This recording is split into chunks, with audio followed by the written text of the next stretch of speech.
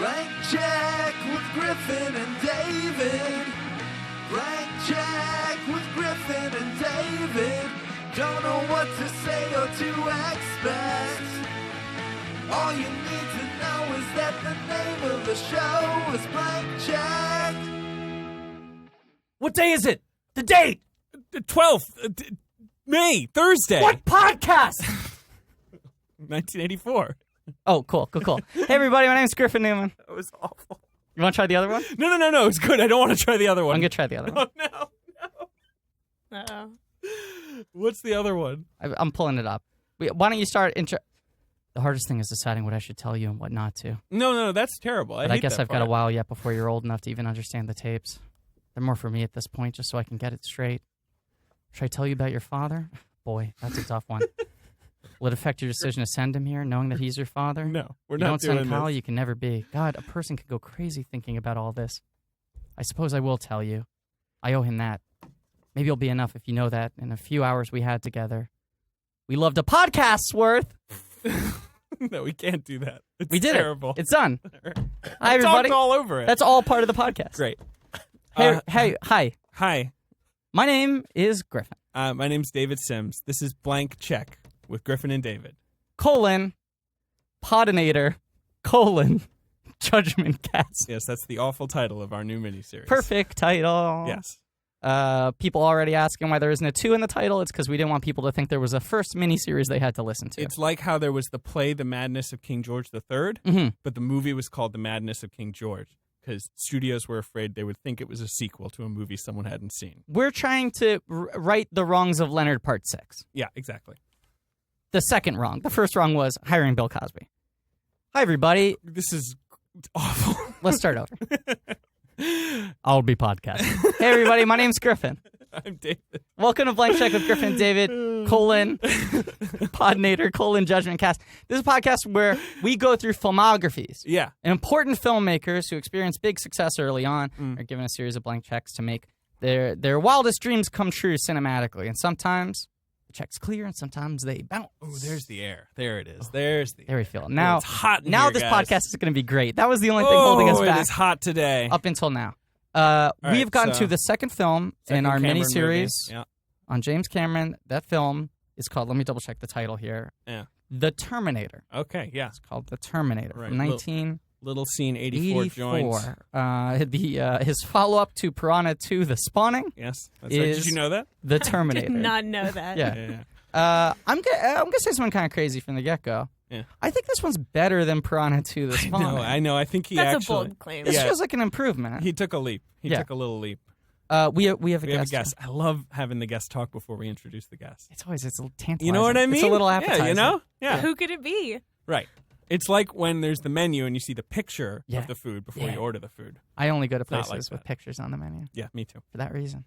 And I only listen to podcasts where the guest talks before they're introduced. Uh-huh. Great. Oh, Great. our guest Oh, is no, I was- Rachel Sanders. Oh, hey, Rachel. Hi, Rachel. Hi, guys. Rachel Sanders of BuzzFeed. Yeah. Well, did you just get a new title? I want to give you your proper title. It's the same title. I'm a senior editor. Senior editor I'm on at the BuzzFeed. culture team now. .com. Now, does that mean... And longtime friend of David Sims. Yeah, that's true. Well, I mean, you should have led with that. Yep.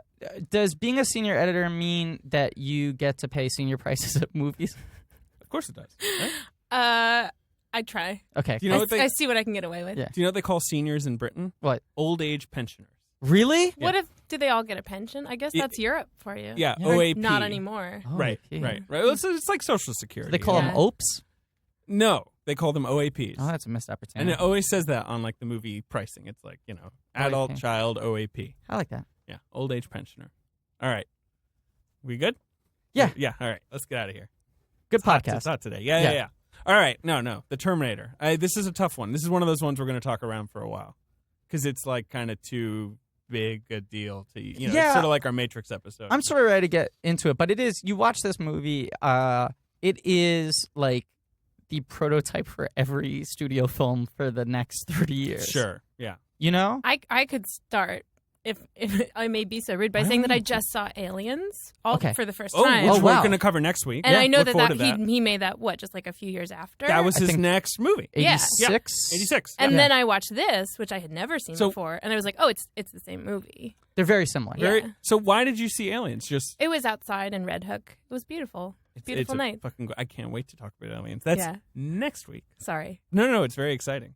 So James Cameron, Yeah. I've seen this movie 1,000 times. Now, Griffin, you confessed to me that you had actually not seen this movie except one time. Yeah. So, But for one time. okay. So I have seen Terminator 2 Judgment Day. As have I. 1,000 a times. Badillion times. Is one of my absolute favorite movies. I mean, it was the movie for us kids. Right. Okay.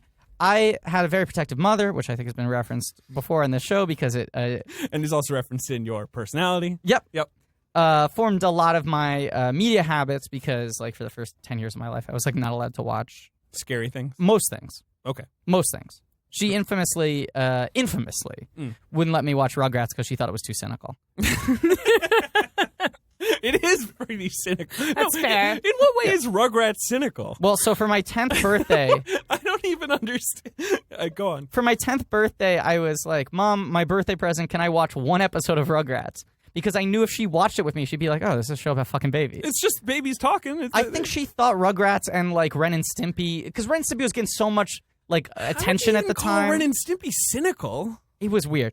All right. The two things she wouldn't let me watch, she detested violence Sure. and cynicism.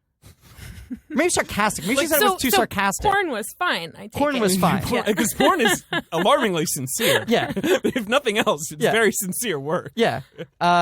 But maybe sarcastic was the word she used instead. She said Sure. violent or too So sarcastic. The Simpsons, was that a red flag for her? yeah, 100%. That was my show. That was all I watched when I was a kid, and I think it's because my parents had never seen an episode. So they were just Yeah. like, oh, Yeah. she's watching a cartoon. yeah, looks fun. Well, so for the first 10 years of my life, I almost exclusively watched my main You thing watch was kid stuff. Real the, kid stuff. well, the Muppet Show. Sure.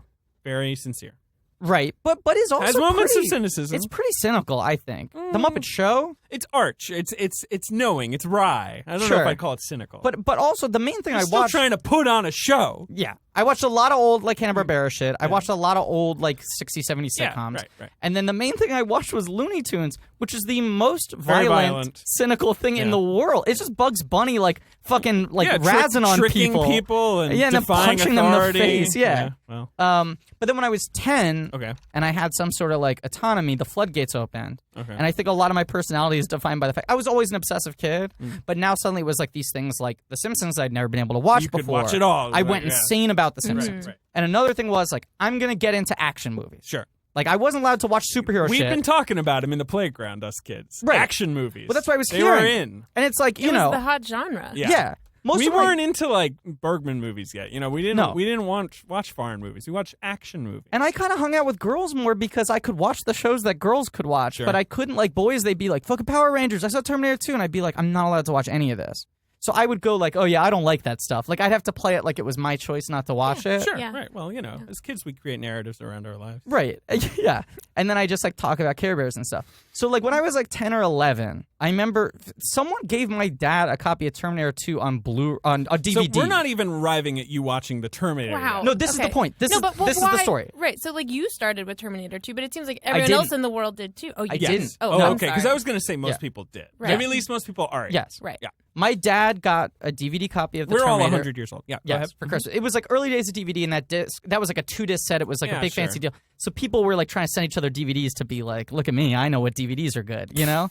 The hot DVDs on the market. So we got this Terminator 2 DVD, and I was like, this looks so fucking cool. Like I'd read through the booklet, and I'd be like, Mom, can I watch this, please? I mean, you know, And? it's called The Terminator. Right. But, okay. And so, no. Sick day. Uh-huh. I had a sick day, and I was like, can I please watch Terminator? And she was like, okay, fine, you're sick, you can watch Terminator. And I was like, cool, Oh. will you go across the street and rent the first Terminator? So I did double feature. Okay. I and had this now- is the only time you saw Terminator 1. Yeah. Yeah. Now Wow. I bought it on DVD shortly after because we had this copy of Terminator 2 that I Sure. would watch a million times. I bought Terminator 1 on DVD. I've seen parts of it on TV. I've seen Sure. scenes of it at Yeah, a time. yeah, yeah. I have not watched the full movie all the way through since that day when I was probably 11 or 12.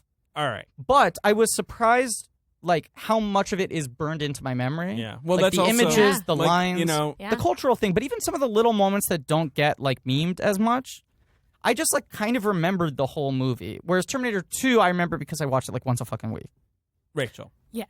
you had never seen the Terminator. Never. I had never seen it. Had you seen Terminator 2? No. I have Okay. not seen a single film in the entire Terminator franchise. I thought you were about to say in the entire world. I am a newborn Okay. to this franchise. I wanted to start at the beginning. Yeah. It felt right. You got it. Yeah. Honestly, I thought it was great. It's a Like, good movie. There's a lot of movies I watched, especially ones from the 80s, and I'm like, this is stupid Sure. trash. Like, It doesn't I stick don't with get you. it. Or yeah. Like, wait, what do you want to rag on? no one. Okay. I want to be nice. Yeah. But and I can't remember any good examples. Chariots of Fire. Under Siege 2.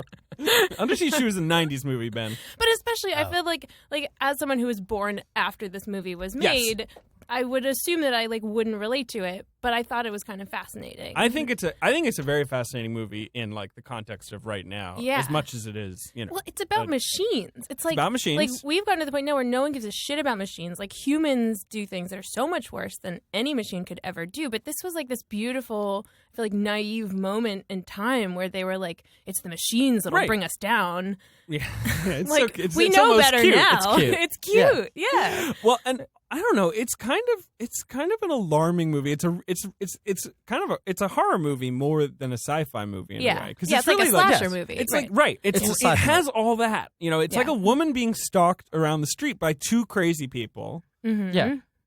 But one of them turns out to be he's a nice guy. He's pretty crazy, but he's a nice guy. He's a bit of a cock, if you ask me. Reese, that's his name, right? Kyle Reese. He reminded more me, like cuck He Reese. reminded me of like Luke Skywalker. It's like, well, you're blonde, like, Yeah. you're bland, like you're narratively central. I don't give a shit. Can right? I- Like, yeah. I'm sorry.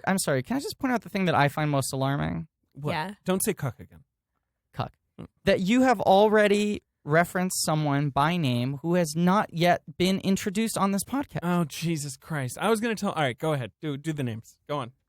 He produces this podcast. Yeah. Go for it. It's an important job. Yeah. The thing wouldn't get out there. Do the names. He's Do working the the ones names. and zeros. I'm gonna check my email. Producer Ben, Yep. a.k.a. Hello. the Ben Deucer, a.k.a. the Purduer Ben. What? The Purduer Ben? Purduer Ben, Uh-huh. a.k.a. the Haas, Yep.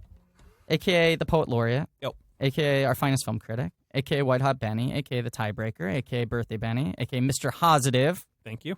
a.k.a. the Fuckmaster. He is not Professor Crispy. Nope. He has graduated. White Hot Benny. I said White Hot Benny. Okay. He's graduated to certain titles over the course of different miniseries. Mhm.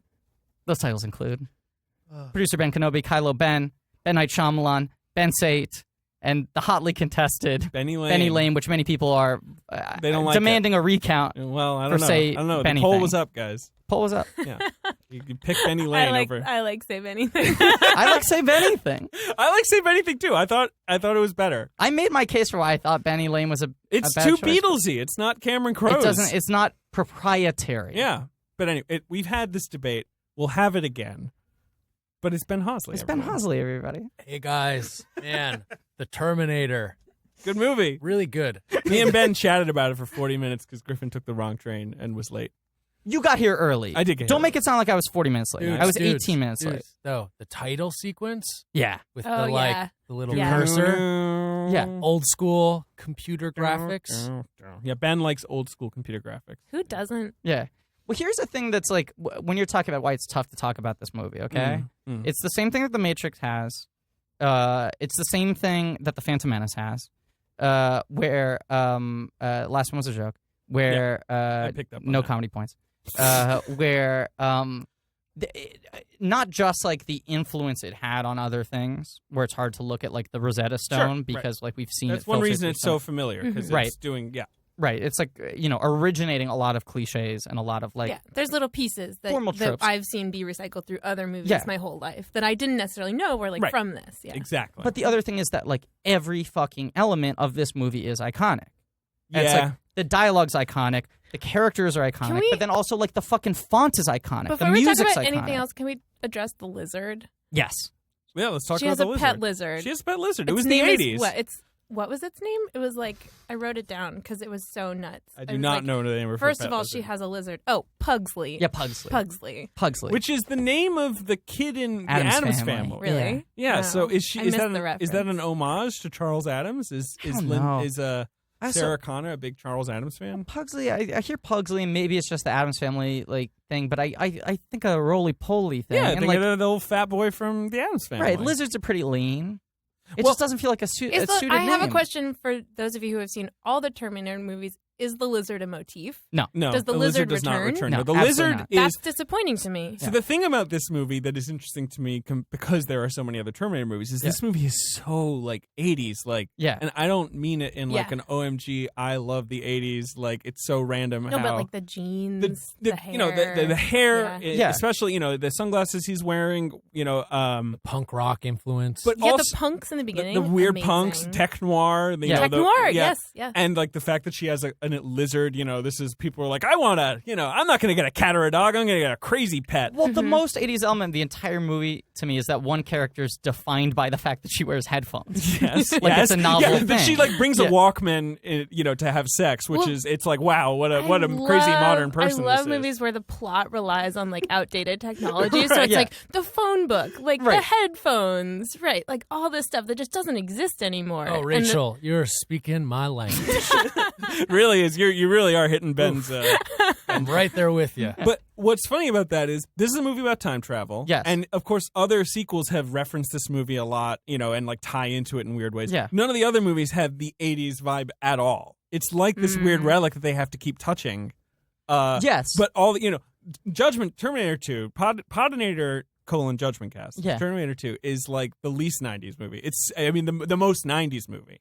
But Not less the least. 90s than this is 80s. Do you know what I'm saying? Like, it is I think very that movie 90s. is I think the 90s were just less than the 80s were. I Well, think that that's is true. true. The That is 90s true. were less in your face. And then the 2000s even less so when you get to Terminator 3 Rise of the Machines. Which is like a Culture really is in bland decline. movie. Yes. They have less to work with. Yeah, I think, when I was watching this as like an 11-year-old, I liked this movie a lot, right? But then I was really wanting to watch Terminator 2. Like, there was a part of me that was watching this VHS so I could get to my fucking 2-disc Terminator 2 is Terminator for 2. Terminator 2 is for teens. This movie is not so much for teens. I was in the Because right Terminator 2 age has range. a teen hero. Yes. Okay. It's big. Yeah, no, of course. It's a big action movie You with know, like crazy set pieces. and I This has fucking- much less of that. And I was like really into special effects as a kid, so that's like the special effects movie, all that sort of stuff. Yeah. But I also think like a couple years later, I got into like a big 80s phase and I was really into fucking like 80s culture stuff. But I think as an 11-year-old, it was like a bit of a hang up for me that it was like this movie is so steeped in its time. Yeah. Because there are other movies from the 80s that I had like Ghostbusters is obviously a movie made in the 80s, but it feels less time capsule-y. Yeah. Whereas this, from like the hair to the technology to some of the lingo. I mean, I can't deny that it. I mean, the Ghostbusters is less 80s lasers even. alone. the The lasers alone. lasers. Yes. The lasers I mean, are the incredible. poster for crying Yeah. out loud with Right. the lasers. Yeah. Okay, so That's not something I hold against the movie present day. I just think as a weird 11-year-old, I was like, Yeah. why are these people doing weird things? It was like, because they're living in a different time. So, I have seen this movie plenty of times. Yeah. My friend Brian, my mom was kind of like your mom. I mean, she would let me watch cynical works of art. So, but like she was pretty like I couldn't watch Yeah. everything. And you were also the oldest, the first. I was the first, yes, and indeed with Joey, my brother, a lot of that shit went out the window. Oh, my sister got fucking free pass. as is so classically. Yeah, the I way. got the free pass. It was Right. great. Are you the You're youngest? younger, Yeah. You're the younger. God damn it. So, but my friend Brian, who was like kind of the friend whose parents were more permissive, he had like all the video games. He had, we would just go over there and order pizza. Like, it was the good friend to hang out with. His parents had themselves edited Terminators 1 and 2 on VHS for their son. So I think they had like gotten the movie, recorded it, and they would like press stop and like kind of edit out like the worst bits. Did It they was- take out the amazing sex scene? they took out the sex scene, and I remember when I first saw this movie in a whole, and I was like, "Whoa, there's like a like the most '80s like Meatloaf video sex scene of all time." The piano soundtrack. The fact that they imply that like the way you have sex is like by clasping someone's hand really Well, that tightly. final slow motion shot of them, like, yeah. Oh my god, it was amazing. And especially because his the rest of Cameron's oeuvre at this point, sex becomes a very Disneyfied thing if it exists at Yeah. all. Sex in Cameron movies is objectively hilarious. We're going to talk Right. about it. I mean, Do you like think he's had sex? he's been married 5 times. I mean, one assumes it's he's had possible. sex Okay. at least Yeah. 5 All right. times. I don't know. But I think Maybe not. Maybe he's too busy. Yeah, that could be the problem. But Cameron's also such a technician. I think when Cameron has sex, it's like drilling for oil. Do you know what I think it's no, like there's sure, a purpose. sure. He That gets is- it done. And like the sex in this movie has a very specific purpose. Yeah. The Right. fucking leader of the free It world is, needs it to is be plot conceived. mandated. Yeah. They have to have Not sex optional. One time. Brackets one time. That's the thing is, I think Cameron's probably really good at sex.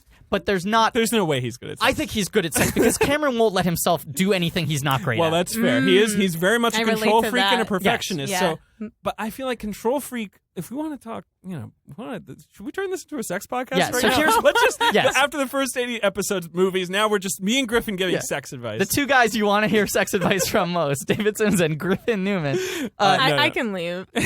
No, you're in this Rachel, now. you're unfortunately. come in here. All right. Ben actually would do a good sex advice podcast. Ben would be doing a great sex Yeah. advice podcast. It just control freak to me seems like the wrong vibe. Oh, Ben is in here Here's now. Ben. Hey Ben, what's Hey. your advice? Ben, what do you think about sex? I like the sex part. Cool. And good Ben callback, is good callback. leaving the studio. Here's my read on Cameron having sex because I am down to talk about this for a little bit. Not too long. Not too long. Not too long, but I think this is a decent sidebar. Yeah. And I did formulate this entire I theory. was while in the watching middle this of movie. my Oh, story. please, you tell yours. Oh, sorry. Yeah. Oh, No, it's fine. I'm sorry. Just tell the sex Okay. thing quick. Jesus Christ. I think Cameron. Sorry, guys. He was late. I think Cameron is technically Proficient. a Right, very right. proficient, skilled lover. I think he gets it done. But there's no passion, you're There- saying. I don't think there's any romance. I don't Right, think right. he's one for theatrics. I mean, he's a passionate guy in terms of his So- art. so like, it's- he has passion for it. It's the romanticism that Yeah. when We're going to talk a lot about him. he's very primal, his movies are very lean, they're cut to the bone. People make This fun of is a- his dialogue for being workmanlike, They but make it's fun like of his he dialogue. gets I the would job agree done. with that. There's nothing in the movie that doesn't have to be there to tell the yes. story. Right. This and that's movie what it's doesn't like. have an ounce of fat, you might say. Right. Yeah. And Cameron's not going to light a candle. Except the lizard, honestly. Except for the lizard. Right. And that one cute shot of the mannequin. But see, when he does shit like that, I feel like it's him being like, I guess a movie's supposed to have two things like this. Yeah. Do you know what I'm saying? Well, it's interesting because, like I said before, the movie's a slasher movie, and I feel like, and he said this, like John Carpenter was like the hot director, Halloween, and these were like the hot small budget movies. Mm-hmm. So I think he would probably seen a lot of those and was like, my film's going to snap right into this formula, except the villain is going to be a robot, like going to Yeah. have a metal skeleton, like Yeah. that's going Right. to be my weird twist. Can I confess something? Please. I had the idea that Arnold would turn out to be the good guy. Well, you got to wait like- until Terminator 2. Right, but I had this vague idea, which I guess comes from the rest Yeah, of the it's franchise. just seared that- into the Right, but then he's just so not. Like he's He's- not He's in this not. one. Yeah. And He's bad. he's brilliant. I mean, we'll get to Arnie. yeah. Yeah, sorry. But so not just, to jump the gun. No, it's fine. So I had seen this movie a bunch, but in its edited form. We would Okay, watch right, both right. movies in their So edited would it forms. literally and this just was the more skip? edited. There would just be a It time would, jump? I mean, or were and there also like it was like bits a of static in VHS. between? Yeah, it was a disaster. It Yeah. would just sort of fuzz over for a second. But I mean, like, it was like the sex scene, the eye surgery, like Right. the sort of weird, gory, like self-surgery scenes. Yeah. That's basically it. I mean, there's still lots of like. What gun about all violence. the women getting shot for no reason? Yeah, definitely. Well, this is They what I kept think that the in, movie- huh? Yeah. No, not the sort of porny, not the slightly like Okay. murder of the Yeah, first yeah. Sarah Connor, which is like really fucked up. It's Yep. bad. Yeah. And not the murder of because also there's the sex scene, also where Rick Rossovich describes how he's going to have sex with the lady on the phone with the girl with the roommate. Yep, What's yep. the roommate's name? Ginger. Headphones. Headphones. Yeah. I love that's probably what Cameron's like. That thing where he is like reciting his and he's like, "Oh, sorry." And she like hands the phone to Ginger and he's like, "Ginger? All right, so here's what I'm going to do." Like he just snaps right back to See, it. I think Cameron sexually is not going to do anything he doesn't have to do. Do you know what I'm saying? But I think he's going to get it fucking done. Right, and he wants to ring that bell. Yeah. He wants results. Oh, Yeah. he gets results. Goal-oriented. There's no way he doesn't get results. For a guy who has made a career out of constantly setting the new benchmark of how expensive a movie can be Sure. and how much a movie can gross. Yeah. He's not going home without scoring. No, yeah, he needs at least in his mind, he needs, a trophy or a certificate. I bet he's anyway. invented like new positions. No, he hasn't. One of them's called the Titanic. Oh, All right. What were you going to say? No, we were done. Well, you With the watched sex. it. Oh, You you watched watched the it, edited the edited version. version. And When then- did you see the full thing? In my college years, I took a cyberpunk literature class. I may have talked about it on this Yeah. podcast before. Great class. Very cool class. Sounds good. And one of the things we watched was The Terminator. Good movie. Good movie. And Yeah. when I watched it, I realized I was like, wait a second. I've like never seen all of. I had later seen T2 a zillion times because I like got it on DVD or whatever, but I'd never seen it before. Yeah. Yeah. And it's great. Then I watched it again recently because I wanted to get Joanna, my girlfriend, very excited for Terminator Genesis, So I made her watch 1 and 2. Then we didn't even see Terminator Genesis because I went to a screening and it's horrible. The worst. It's so bad. But anyway, so I've seen it. So I've seen it you've many arrived. times. Yeah. So here I am. You know the full version now. How do you rank the Terminator films? I guess 2, Yeah. 1. Yeah. 3. 4, 5, right? No, 5, 4. 4 is the worst one. Not true. Yeah. Did Cameron make them all? No, he No. made 1 and 2. Oh, okay. The others are. I mean, there's a Grand Canyon. Yeah. Like between the first two. Well, and I the mean, others. I think we'll cover more of this 3 on our Terminator 2 episode, but like every 5 years, someone Someone else buys rolls the up rights. their sleeves and they're Got like, it. This is so. Why can't we? Just take a crack more. at this. Mhm. No, Terminator Genesis, which is the 5th one, is way better than Terminator Salvation because of one reason: Arnold Schwarzenegger's in it. You've made this argument to me, and I disagree. Terminator Salvation is the one with Christian Bale, and it's Sam directed by Worthington. McGee. Yeah. It's awful. Wow. The only good thing about it is the rant. And that wasn't in the movie. That's, the Christian Bale rant. That's from that movie. Here's my argument for why I like Terminator Salvation more than Terminator Genesis. God damn it. All right. Friend Really of the podcast, fast. John Henry, was arguing why he hates Revenge of the Sith most of the prequels. Which I agree. Right. And he said, it's the one that's most offensive to me because Phantom Menace is shitting on my lawn, but Revenge of the Sith is shitting on my doorstep. Sure. Right. It so directly leads into the thing that I... So that's your call about Genesis. Genesis that is it's so like it's tied messing into- with this movie. Yeah, and it's it's actually like Genesis distorted. travels all the way back to Right. So Okay. and Genesis has like a new person playing Sarah Connor. It has Daenerys. It's not good. Salvation's so its own thing that it's just a shitty movie. It doesn't like diminish Terminator. That's a fair for me. argument. Yeah. Okay. Okay. So The Terminator, 1984. Let me- Arnold Schwarzenegger. Oh sure. What I want to know is like, why would a cyborg from the future have an Austrian accent? Well, indeed. Yes. It's a question. There's actually a deleted scene in Terminator 3 that explains it. That's Sergeant Wait, Candy. really? horrible. I love it. No. I disagree with you on this. I think it's a great scene. I think it's something where you see like what's the joke exactly? It's it's like a boardroom of executives. yeah, and where they're like, he's- you're in the present day, and they're like, whoa, what should the Terminator look like? And The scene is it's a boardroom, and they're watching a video that's Arnold Schwarzenegger in a military outfit, and he's like, "Hi there, I'm Sergeant Oh, my Candy, God. introducing my new Terminator. It's modeled after me, the peak physical, it's so weird. and Oh, it's no. like this high comedy scene, and he's showing off this robot version Yeah. of himself, and he then So weird. turns off the video and turns around to them, and he's like, "So what do you think?" And there's this scrawny guy at the table, and he goes, "Change the voice." It's the worst. I no love one, it. no one wants. It's like I asked that question, but I didn't really want to. It's my answer. number one Exactly. favorite scene of all time. I complain all the time about the fact that it's not in the movie. It's not in the movie. It's like on the DVD extras. 'Cause Yeah. they Oh, cut it God. wisely. Incorrect. It should have been the whole movie. They should have But released that scene on a Rachel loop. just nailed it. Like people ask these questions, and they're like, "Yeah, let's do that in the It's like, sequel." and please it's like, wait a never tell second. me. Yeah. Yeah. Well, I think his voice works beautifully because it Yeah. sounds like a speech computer Inhuman, that's, right. that's like 90% of the way there. You know, Yes. they've almost hammered out all the glitches. Right. But he can't, like, it's perfect for Yeah. this, but it is a weird risk, and it's something, I mean, so let me give you guys tons of context. You guys want some context? Just Get a some context, little. baby. So James Cameron made Piranha 2: The Spawning, which is not a good movie, No. and was like taken away from him during the editing process anyway. And we reviewed it last week, and we never need to speak of it again. We'll talk about it a We'll little talk bit. about it once in a while. And then while he was making this movie, which is very stressful, he had a dream about a metallic torso like attacking him with knives. I mean, same every night. He had that dream. The classic dream where your teeth You know falls out it. in a metallic torso. And he, like this, whatever, this supposedly inspired the movie. And he started writing, and Gail Ann Hurd, who produced this movie and has a co-writing credit, and married James Cameron. And After then, this film, right? And then divorced James Yeah, Cameron. after Alien. Which was she the first Mrs.? Where did she the come? second. Second. She was Okay. the second, Yeah. But she was the first who was married to, like, filmmaker James Got Cameron, it, at least. yeah. So she claims she co-wrote the movie. He Mhm. claims she gave him notes on the script. Mm. I feel like that's never been Wonder totally who's resolved. right. Yeah. Indeed. And then, and James Cameron's known for retaining sole script credit in all of his movies, even though he has other people working on He it. Yeah. likes the written and directed by James Cameron. He Yeah. is an auteur in his mind, and he certainly is a Yeah. control freak director who controls everything about his movies. But Yeah.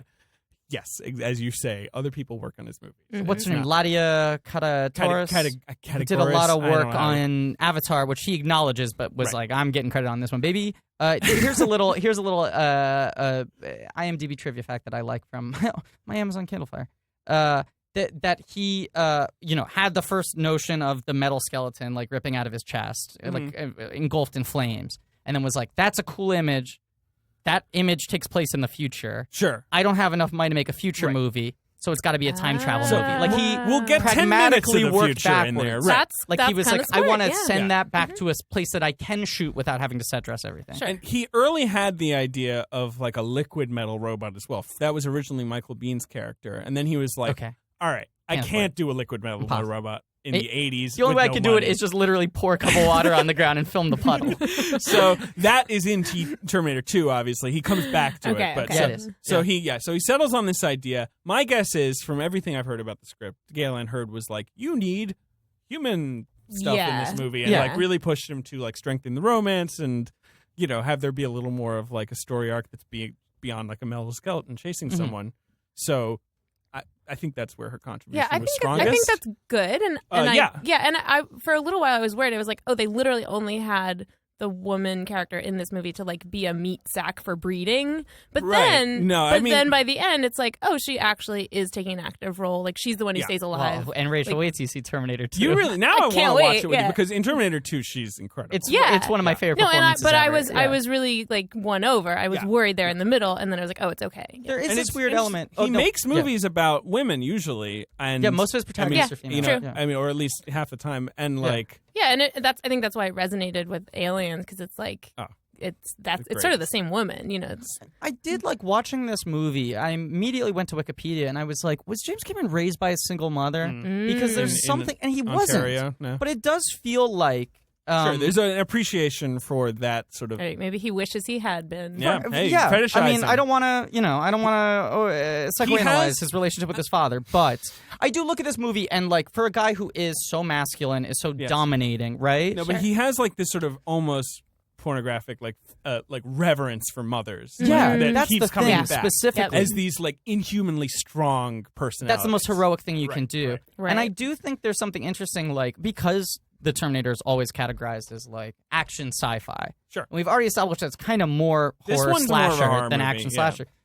The other thing I think it is this weird kind of like fairy tale. Like, this is his version of the Cinderella story, in the same way that we like talked about with Jupiter Ascending, where it's like someone coming to like a woman who like, even the introductory scene of her at like the diner and the kid dumping the ice cream in her. Yeah. It's such Which an is early really rude, Cinderella by the thing way. of like, oh, mop the floors, you have no value, no Sure, one pays right, attention right. to you. Your boyfriend, the guy canceled on her in the date. Right. She's got to listen. Like, they really set up that thing of like, she's sort of the latchkey. And then it's like someone comes to her and goes like, you're important. Right. Like, But you're I secretly this. I kind of hate that. I mean, it's like, who is this guy to walk in there and like hand her the gift of her significance in the universe instead of letting her figure it out for herself? There's this scene where they're sitting in the car and she's like, can you just like tell me what I need to do to like stay alive? And he starts yelling. He's like, let me mansplain cyborgs to you. And I'm just like, dude, like, this is a tough situation for her. Yeah, have a Be little empathy. sensitive. Now, yeah. Well, it's that's the thing. There's this closed loop of her creation that is bound up in her, whatever Kyle is to her. I mean, the father of her child and her son, and like she's so important in it, but also they are kind of. It's this weird like thing where they're setting it all up for her. Right. But it is like, I mean, yes, I do think I completely understand what you're saying.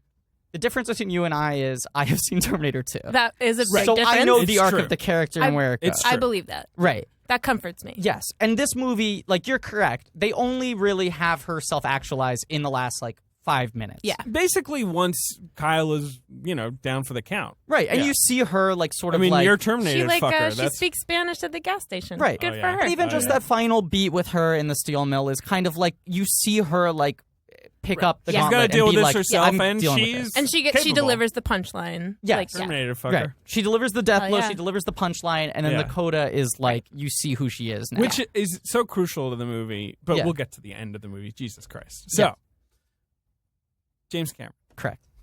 He has this movie. He goes to Orion Pictures, which no longer exists, but was like a sort of mid-budget studio back in the 80s. They made Silence of the Lambs. They made some good movies. Yeah, it made a lot of really bad movies, but they Lot of made a bad couple really movies. good ones. Yeah. They made movies like this, so you can imagine a lot Made of them were Hannah and her bad. sisters, I think. I as well. think that's Yeah. right. He had his friend Lance Henriksen, who is in this movie as the cop, the sort of skinny cop, not Oh, the, yeah. the boss cop, the sort of sarcastic cop. Mm-hmm. And he's a great actor. And he was in Piranha 2.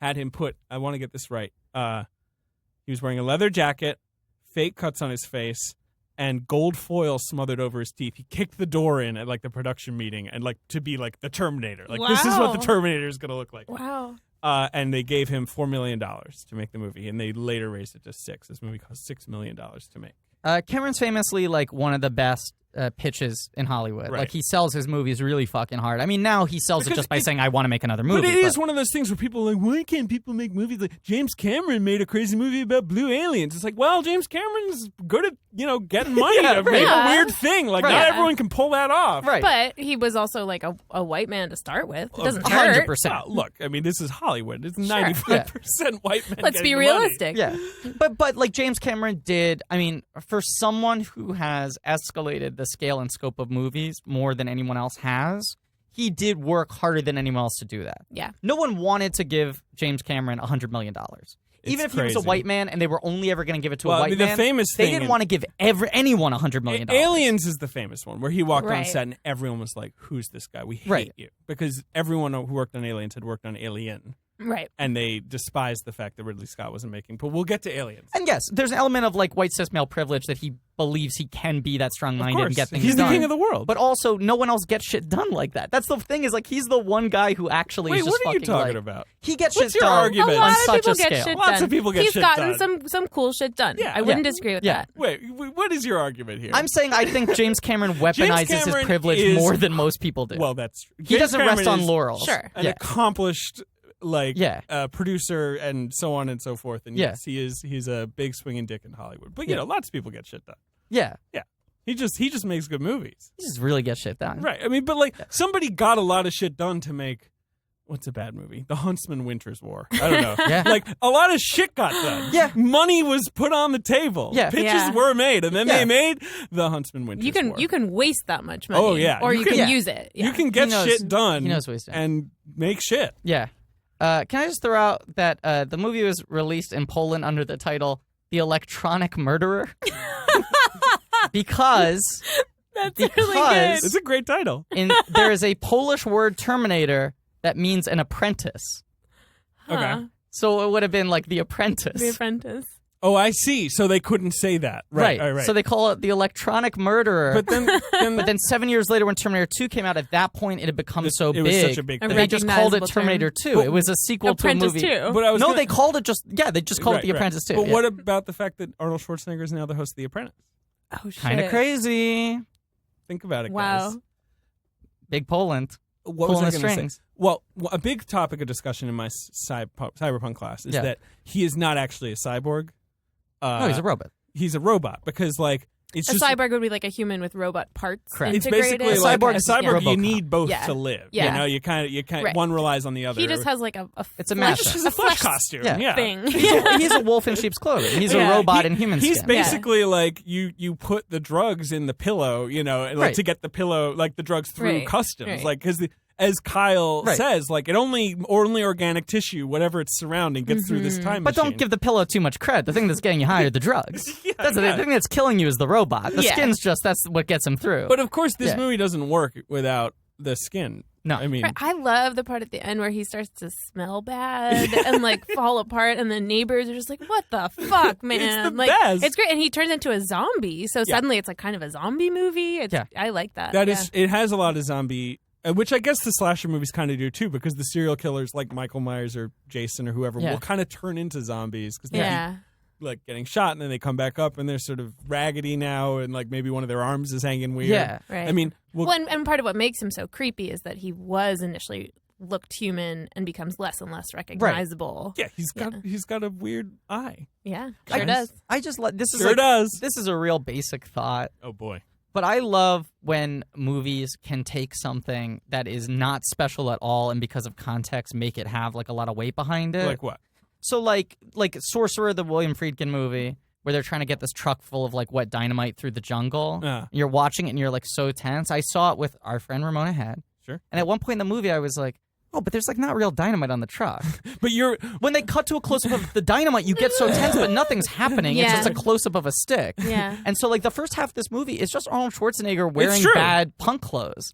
And like you infer onto him the feeling that he is a robot because the film is giving you that context, and it's like that and he's his a murderer. performance is giving Right, you that. Yeah, and the yeah, performance is killing it, but it's only in the second, like I'd say even the third act is when he really starts deteriorating. Because Yeah. even when he's got the eye, most of the time he's wearing the sunglasses Right. over. He immediately He's puts got the his cool sunglasses shades. on. What I want to know is where did he get the leather jacket? He does like an outfit change. He gets it after his little eye operation. Well, because he's got the punks, so he's wearing the punk Right, so clothes It's it's the for a same while. jacket. other clothes underneath. It's the shirt, the pants, and the boots are the same as the punk outfit. Right. The jacket loses, changes. He loses the jacket, Yeah. the first jacket, which Right. is He gets a cool pretty jacket. lame, and then he gets Yeah. a much cooler jacket. So I forget. the version of this movie I would love to see is one in which he like gives up his murder quest and he just figures out like how to be a cool human boy, like how to fit in with the punks. Well, That one would be so beautiful. You're gonna like the other Terminator That's movies. what- Okay, all One right. thing Yeah. I like about Terminator 2 is Yeah. that in Terminator 2 he looks like Hell's Angel because he Yeah. lands at a biker bar. Hell what I yeah. want is in Terminator 3 for him to land somewhere completely different and like wear like gymnastics clothes or something. Well, like, but I you know, love the joke in Terminator 3. I'm clearly a fan of all the stupid elements because of Terminator 3. is just like jerking you off about the first two movies. Like that's Yeah. why. Yeah. Yeah, guess what? I love those first Yeah, two they're movies. good. The joke in Terminator 3 is that, like, Terminator 2, he lands at a biker bar, so he immediately gets the iconic, like, leather biker look. Okay. Terminator 3, he lands at a male strip club. Right. Nice. And so it's like his, seemingly badass Terminator outfit is actually just like a leather daddy's, like, Yeah. Right. kind of like stripper Yeah. suit, which I really like. And let's not I- forget that like the first really amazing image of this movie is like his naked buns Yeah. glistening It's in the true. lamplight. And here's the you thing know? we And the gotta real- talk about. This is like real, like Schwarzenegger Those are great with buns. like Yeah. yeah. He's not sexy, No. but he is like a specimen. He's I guess. beautiful. He's impressive. He looks yes. great. He's like an incredible building. He Like, he's was- a perfect Right. piece of architecture. Right. Well, he looks like he should have like 30 Rockefeller Center on his back. Yeah. Like he looks like an Art Deco. It's like a yeah. nice computer, you know? It's like Yeah. you can like eroticize it, but it's not in and of itself an erotic It's just object. hard to imagine Sure. being attracted to Arnold Yeah. Schwarzenegger. Are we? I would agree with that. Yeah. Yeah, we're skipping over something really major. Well, we're What? gonna go back. and I to watched it, this but- movie in HD, and I had never certainly Oh, noticed you, this that you before. catch a glimpse. You see some pecker in this movie. Oh, I didn't notice missed that. it. I noticed It's it, sort and of I was shadowy. I was yeah. surprised. Maybe I had the brightness, amped up too much. Maybe you paused it and sort of went back. But and it was forth when frame he's by walking frame. towards Bill Paxton and the other punks. I saw some real flapping, Like swinging. some wow. swinging. I wouldn't even say swinging. I'd say it was flapping. It was All going. right. Okay. All right. He didn't give a shit. He'd posed like nude in gay Right. magazines. I guess he was used to that. Yeah. I mean, Yeah. he was a bodybuilder. Yeah. Like, we'll Yeah. get to Schwartzy in a second, but All I want to right. give you Henriksen, Yeah, Lance Henriksen, that kind of reedy guy who I love. yeah. He was Cameron's first choice for the role. That wasn't going to happen. A little too brainy. Sylvester Stallone gets offered the role because it's 1984. He turns it down. Infamously. Mel Gibson gets. I'm coming to the Okay. infamously. Mel Oh, Gibson wow. gets offered the role. He turns it down. The producers want O.J. Simpson for the role. And the sort of infamous joke is that James Cameron didn't think he was convincing as a murderer.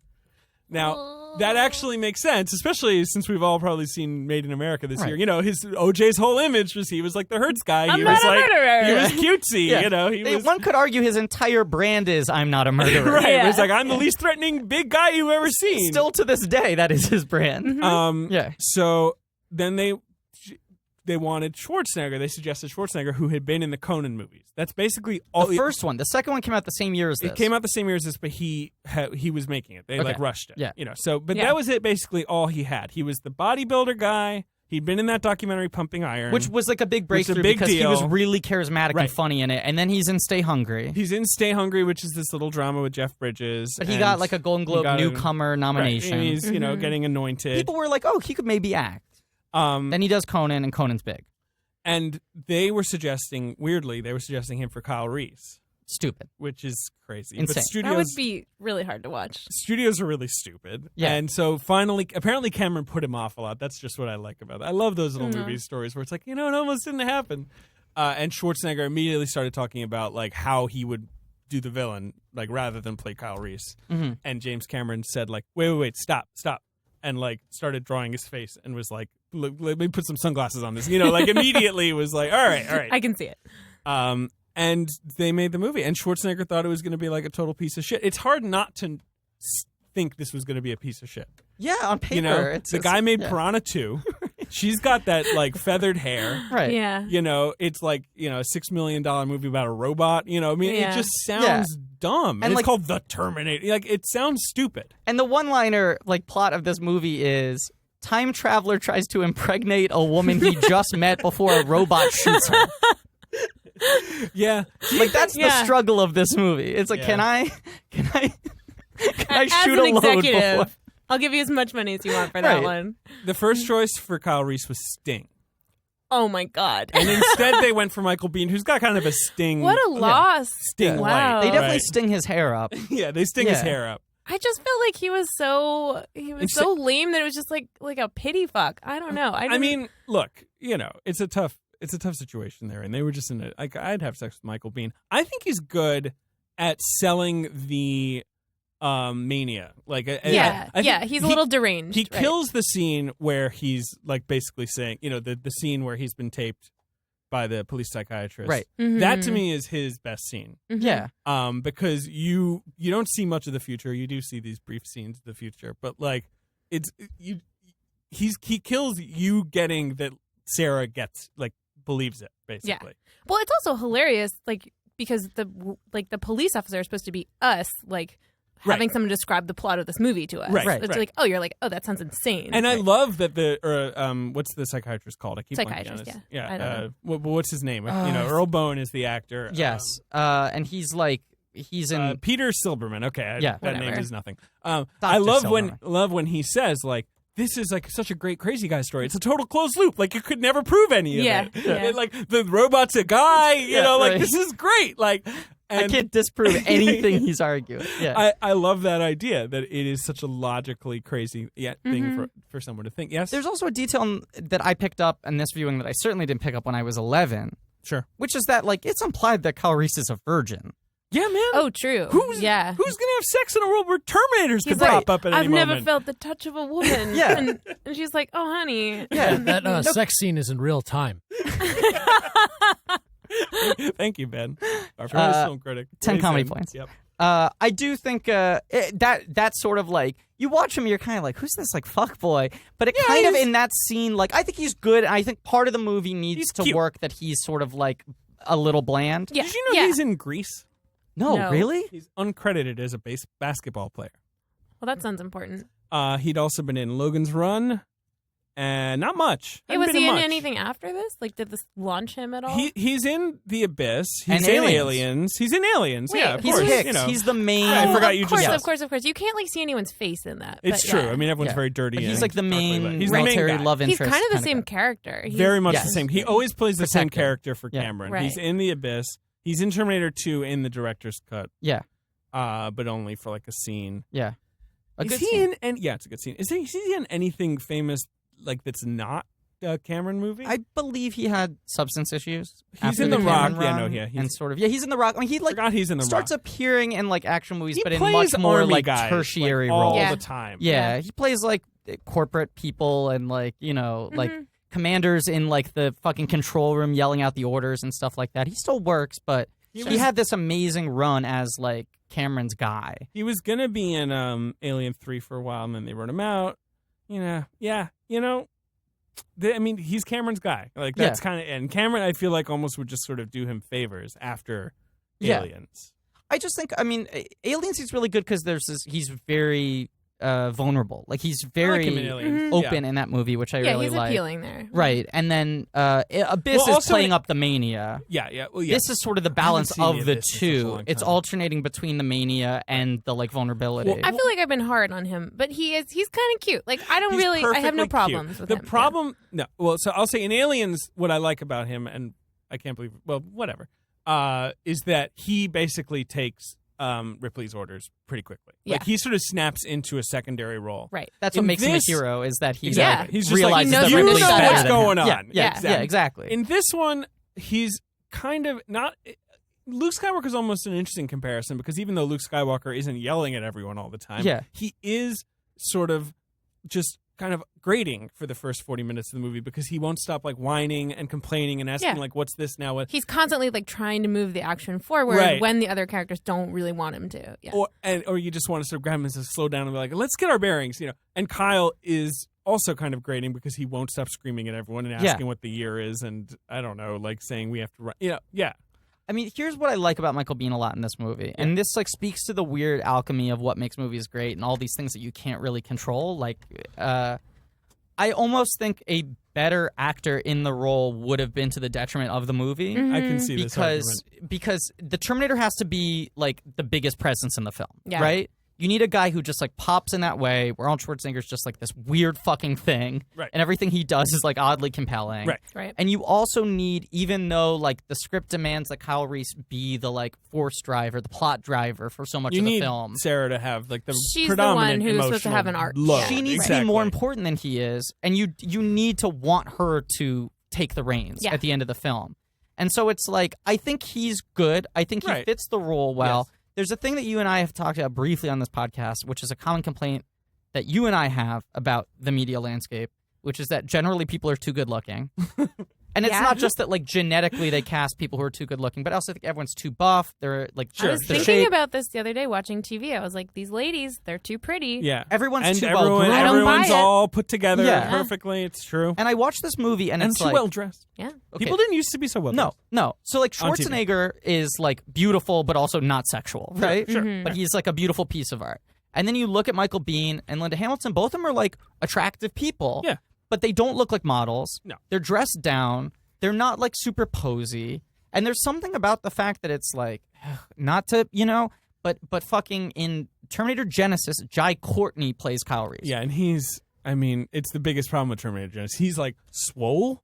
I feel like there's been like a Who Weekly episode about him, and I still don't know who he is. No one will ever know who he is. He's in a 7 big major guy. franchises. No one likes him. No one likes him. He's fine, Yeah. but he looks like an army grunt. Like he's very built. He's very. He looks like an army grunt, but he also looks like an American Eagle Outfitters model. Yeah, you know, does, yeah. like, and he's got this huge head and big blue eyes and everything. Huge head. And it's so big. It's insane. Whereas Michael Bihn's head's quite small. It's quite Yeah. small. But the other thing in this movie. Well, finish your point. Well, I just think there's nothing relatable about someone like that. And it's a place where genre movies go wrong today, I think, is that, like, the movies where you want really beautiful people are, like, your Cameron Crowe movies. You know? You want to see, like, peak Tom Cruise and Renee Zellweger fall in love because it's a human story and you want to elevate that story to a higher level. Yeah, I think it's kind of an inverse relationship. It's like the more the plot matters, the more that's going on, the less you need the people to be, like, gorgeous. Because if the world of the film is so far away from the world that we live in, the people in it need to reflect you more. Yeah. Then, like, Jerry Maguire, it's like, well, I've fallen in love, so I can watch people who are better than me fall in love. In the Terminator, you're like, these people need to be like, that shirt needs to be kind of shitty. Yeah. You know? Yeah, well, fuck Terminator 3 through 5. But this movie gets that right. Yeah. On the other hand, I saw like Sarah Connor's outfit in the first scene. She has like this sort of like blue windbreakery thing and these amazing jeans. Here's this big head. And she looks great. I was like, I want to wear that. She does. So to be fair, I she think looks good. part of that's hindsight. No beef with Linda Hamilton. All right. Part of that's hindsight. Like, I do think, like, I watched... it's true. These styles have come back around. Right. And there's this, like, James L. Brooks TV movie that I'm kind of obsessed with called Thursday's Game that's about Bob Newhart and Gene Wilder, who get kicked out of their weekly poker game and decide to just, like, hang out every week. So they, like, have time away from their families and their jobs. So they just, like, take walks through the park every Thursday. It's a really nice movie. Sure. But the two of them are supposed to be, like, such, like, sad sack, like, New York pencil pushers. And they have the coolest fucking suits in the world in that movie because that fashion just, like, cyclically came around. Yep. I also think, like, she's well-dressed in this movie, but it doesn't feel like she's wearing designer clothes. No. Like, she's not Carrie Bradshaw. She's downtrodden. Very She, relatable. Like, yeah. She, like, bought good shit from, like, a mall store. Yeah. You know? And I like how piecemeal, like, I mean, Kyle Reese looks like a fucking homeless person. Yeah, well, I got really he distracted. did show up naked. I mean, because he's wearing the homeless man's pants the whole movie. Oh, how man. can they fit? What's in those? And they got paint splatters on them, too. And, like, I know he's from they the have paint splatters on future. him. I know they probably don't have showers, but, like, I mean, they're all baby? homeless in the future, Ben. Think about Yeah, it. There are it's no true. homes. They all sleep on, like, beds of That skulls. crotchal region, though, is ripe. And then she sleeps with them. Sorry. That is... No, but they had a shower in the motel room. So they showered Yeah, first. they maybe. definitely showered first. Then she refeathered the hair. She Yeah. blew it out again. But My good favorite point. thing. I think another reason they have Yeah. Michael Biehn is that he's a little shrimpy. Yes. Which you need because Mm-hmm. you need someone who's way smaller than Arnold Schwarzenegger. And they do a great they job. They want to draw that his comparison. clothes are as much as they can. so ill-fitting. Yeah. Like But even the shirt's too That long long and everything. coat that he wears Yeah. without a shirt underneath, and you're just Yeah. like, oh. And the shirt's all stretched out. Like he looks so microscopic. Yeah. I mean, but the only problem I have with that is sometimes while I'm watching and I'm like, this guy, like, there wasn't like a more well-fed guy you could send through the fucking time. You have one shot at the time machine. But when you watch But that he was Courtney- preordained. No, I Yeah. know They that's didn't the know how he'd problem. turn out. And the other thing is- my eyes hurt. Yeah.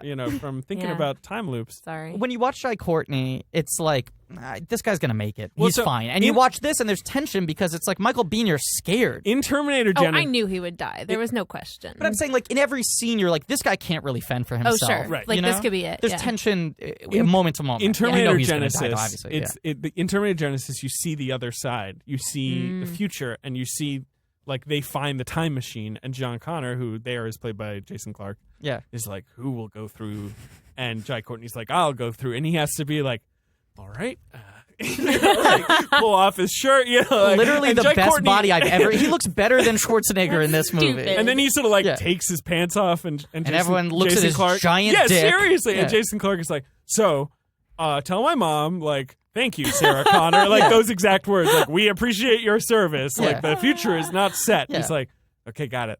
I go in here, yeah, like it's the worst. You've seen Genesis, I hate it so much. It's quite bad. But it's like Kyle Reese in this, you're like, because watching this, right, for the first time since I was 11, where I have like a more critical eye, I was like, the thing I was skeptical of is like, how are they going to sell the idea that they fall in love this quickly, right? Right. And the Sure, movie right. pushes you along. Like, it makes you jump through hoops. But I think the big key to that is the idea that, like, Kyle Reese has had no life he's like whatsoever. never seen a woman, Right, practically. like his I mean, whole he's thing. already sold on it before he gets Yeah. there. Yeah. Although I do love that the first Future War scene, you see it's Kyle on the front lines with no, a you woman. see an awesome Oh, lady. yeah. It's That's true. the She thing yeah. that seems Cameron cool. always Yeah. does Yeah. is like, and it's like the thing that everyone always says of like, if you don't have enough female characters in your script, just like make a character female. Right. You know, right. just like change the name of the character, make her female. And James Cameron just like does that. Like there are just more women per capita in his all movies, of his movies. It's than very any true. other To genre be fair, film. I would say a large percentage of the women in this movie get shot True. within Large seconds of us percentage. seeing Large them. percentage True. of people in this movie. Yes, get shot. you're Look, right. You're right about it's, that. It's a definite faint praise award, but I think he puts more women on the battlegrounds in Yeah. a future Yeah, war yeah. than most filmmakers do. You have to assume it's why they thought of him for Aliens. No question. One of the reasons, because Yeah.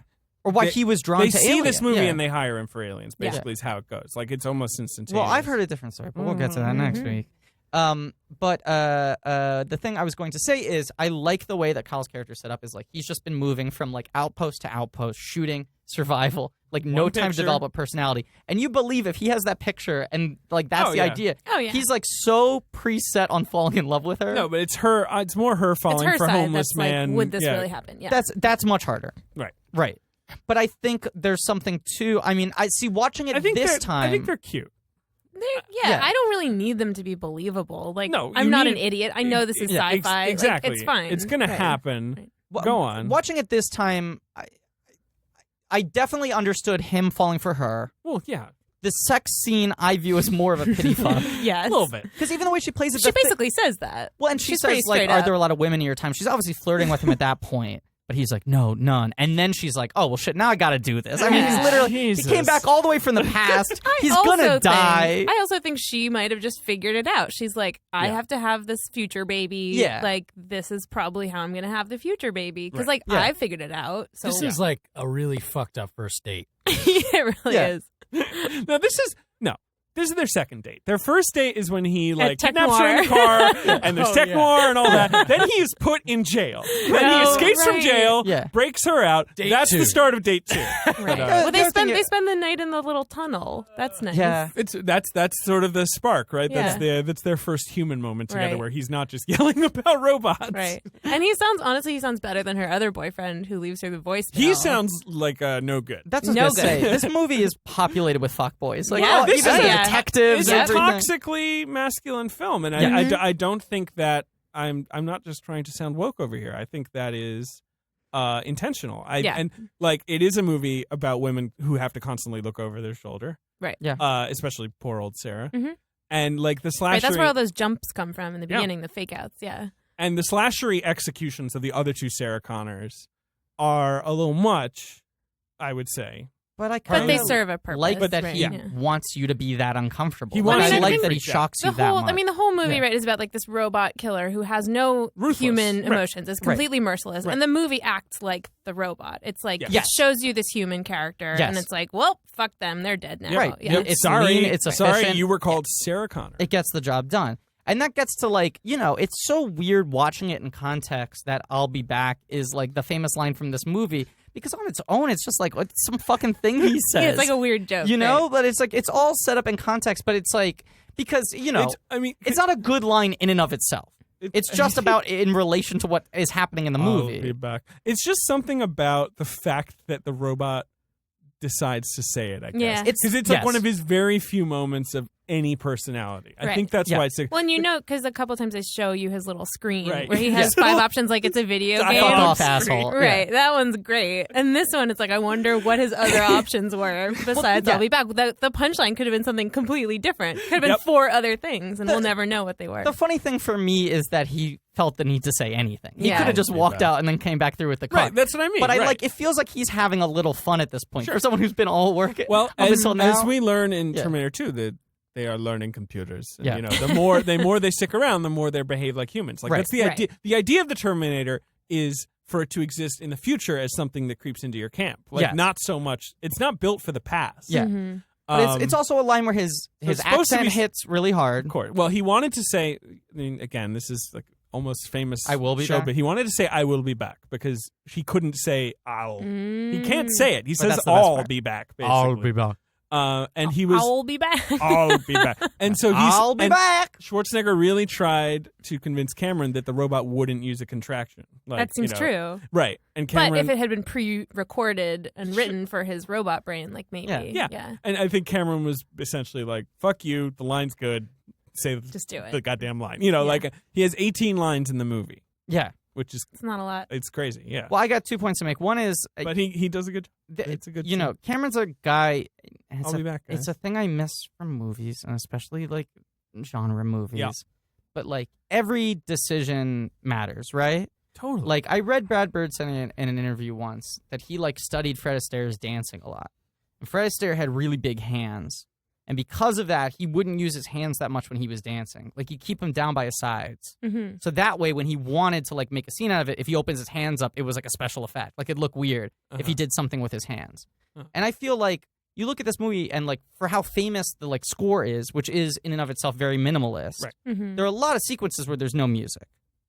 There are a lot of long stretches with no dialogue. Yeah. This you is know, true. where it's sound effects and like movement. Mm-hmm. And he knows like when to cut to a close up, when to have the music kick in, when to have a line, you know, when to like punch it. Yep. It's So very that, like, confident. It's a movie that trains you how to watch it because when he does something like that, you know it's of importance. Oh, this is Yeah. going to matter. Yeah, Right. that's true. And the I'll be back That's moment. an applause line, and Yes. he knows that. Yeah. Right. And he's doing the hands. He Right. knows what he's doing. He's Yeah. flashing his hands. They're flashing the applause lights. Right. Right. Yeah. But there's the in the scene where he's talking to the guy The behind fuck the counter. you asshole. Right. Oh no, behind No, the counter. yeah, behind the that- counter. I love that scene. Leading into the I'll be back, right? Oh, okay. The police scene. Okay. Yes. I was talking about the weapon scene. Oh, as well. that scene's amazing. With, I love that with scene. what's his name? Dick Miller. Yeah, Dick Miller. Yeah, That's- who's a Corman actor. The scene, the I'll be back scene, it's all shot at like 3/4, like from the side, and then just for that one line for I'll be back, it's right, fucking dead on, head on. right. Yeah. Like he's almost looking into the camera. You can't see with the And sunglasses. then you cut back to like him like entering in the Right. ledger, And then you cut to his POV of the fucking truck coming through. that's great. And it's like he knows what he's doing. But like watching this movie, the first 40 minutes have so little dialogue. Yeah. And what exists there is like, stop, freeze, you know, like stuff like that. What year is it? Yeah. And like Sarah's the only person who's having like dialogue Yeah. scenes, you know? Like chatting. Yeah. And yeah, because even Ginger like barely She's just says sort of anything. humming. She's Right. just dressing and or listening to her Walkman. Right. yeah. But even like talking to her, and then we get to like the cops a little bit later, and there's some Sure. like communication there. I like it when the cops showed up almost because you're so tense Yeah. and you're like, Yeah. God, this movie's so Oh, crazy. the cops are totally comic relief. They're great. You're like, oh, Yeah. some normal guys. I love Paul Winfield. Great who- actor. I only really know him from. Oh no, he was like a serious Oscar-nominated actor, Sounder? like Sounder. Yeah. But I know him from Wrath of Khan, from having a big eel stuck in his ear. Oh, That's what yeah. I think of. Oh. Yeah. He's also the first guy killed in Mars Attacks, General Casey. That's right. Is he like literally the first guy? Like that's such He's a the one who disturbing goes out scene with yeah. the handshake, and Yeah, then and they then offer they- the dove, and then they freeze And then him. they shoot him, and this turns Yeah. into a skeleton. That fucking movie's freaked me out. I love when that I was movie. a kid. My Yeah. brother Jamesy, for whatever reason, General Casey was his favorite character, and he would always like really want a General Casey action figure. I don't And think there is one. There wasn't. We'd like look, and he'd be like, "There has to be a General Casey." They didn't make any of the humans, let alone General Who Casey. cares about the humans? Yeah, it was They're all Martians. meat. They Yeah. made the fucking Martians. But he was like, we'd go to stores, and he'd like make my mom ask the Toys R Us employee, like, "Do you have a General Casey?" The first guy killed, played by Paul Winfield. Paul Winfield. Yeah.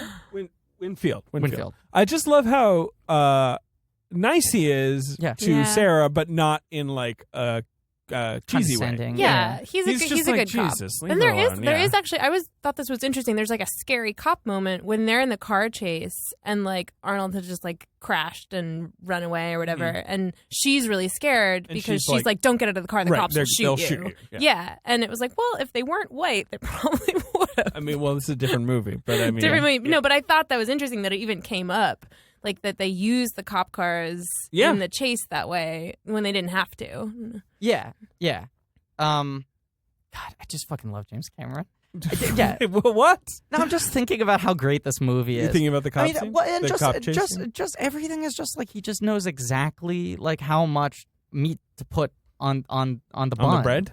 Yeah, I guess. Meat yeah, on the I don't know, bread? the sandwich. Yeah. How much skin to put on the cyborg? Yeah, he knows exactly how much How much skin dick to put to on have the flap in the cyborg. shadow? It was yeah. I just like that like he makes every single thing count. Yes. And there's this thing, I think I talked about this in a previous episode, but when I was like helping like teach kids comedy, that the idea that like it's sort of like juggling. Like if you're setting up a joke and you give every detail you give the audience is like another ball. Right. You're So don't asking them don't to keep overload them. juggling. Right. So it's like don't set up a joke with anything other than what's going to pay off the joke later.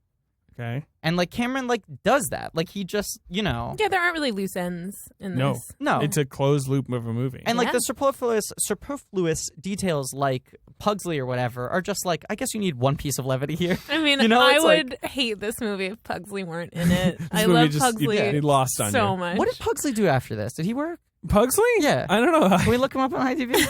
I hope he had a long and Pugsley the illustrious lizard. How long career. does a lizard? Lizards live a while, right? Long They time. could, They yeah. have longevity. Yeah. What even was he? An iguana? It looks like an iguana. Yeah. And that was the hot The 80s hot pet. lizard. But it's also I feel like it's just like a nice little slightly pathetic like garnish for her. Yeah. She's a sad She's lizard getting lady. stood up and yeah, Mhm. she's got her pet to worry about, but it's not even Right. like a really interesting Right, you're right. pet. That is like a useful detail in establishing her like sad sack life Yeah. that she's going to be swept out of. Right. Yeah.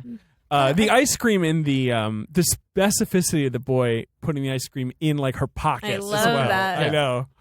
But I just think Um, that's like good. Like, you know, every movie, the relatable character, their first scene should be Charlie. But their first scene. I don't know, Martin. Oh, yeah, no, you're right. Yeah. Probably. Yeah. Martin's probably a better first scene. Yeah. But then the problem is you're going to have to get to Charlie. It's going to be a bummer at that point. It is. Yeah, maybe you want to Yeah. leave with Charlie and then, oh, here's Martin. Much Yeah, better. yeah, you Ooh, get to- this is a Yeah. relief. Uptick. Uh, But I like every character's introduction in a movie should be them spilling coffee on themselves. Like I feel like a movie already elevates whatever it's putting on screen into such like mythic levels. Yeah. That like you want the characters to come down to earth, the ones you're supposed to relate to, and something like that where it's like, someone put a fucking ice cream scoop in her like her apron. Like that's the part that's like feels really Cinderella to me is like this person where it's like her life fucking sucks. Like this is like some little moment that feels like an Or encapsulation it doesn't of even everything. suck. It's just boring. It's just boring. quite like, dull. Yeah. Yeah, you want like someone to Right. like whisk you away. And she can't even, she can't even, Jesus Christ, David, get a date for Yeah. Friday, Yes. Saturday night or whatever. Yeah. But it's this inversion of like the Cinderella myth where it's like Cinderella is like your life sucks, you work too hard, now someone's going to give you everything you ever wanted.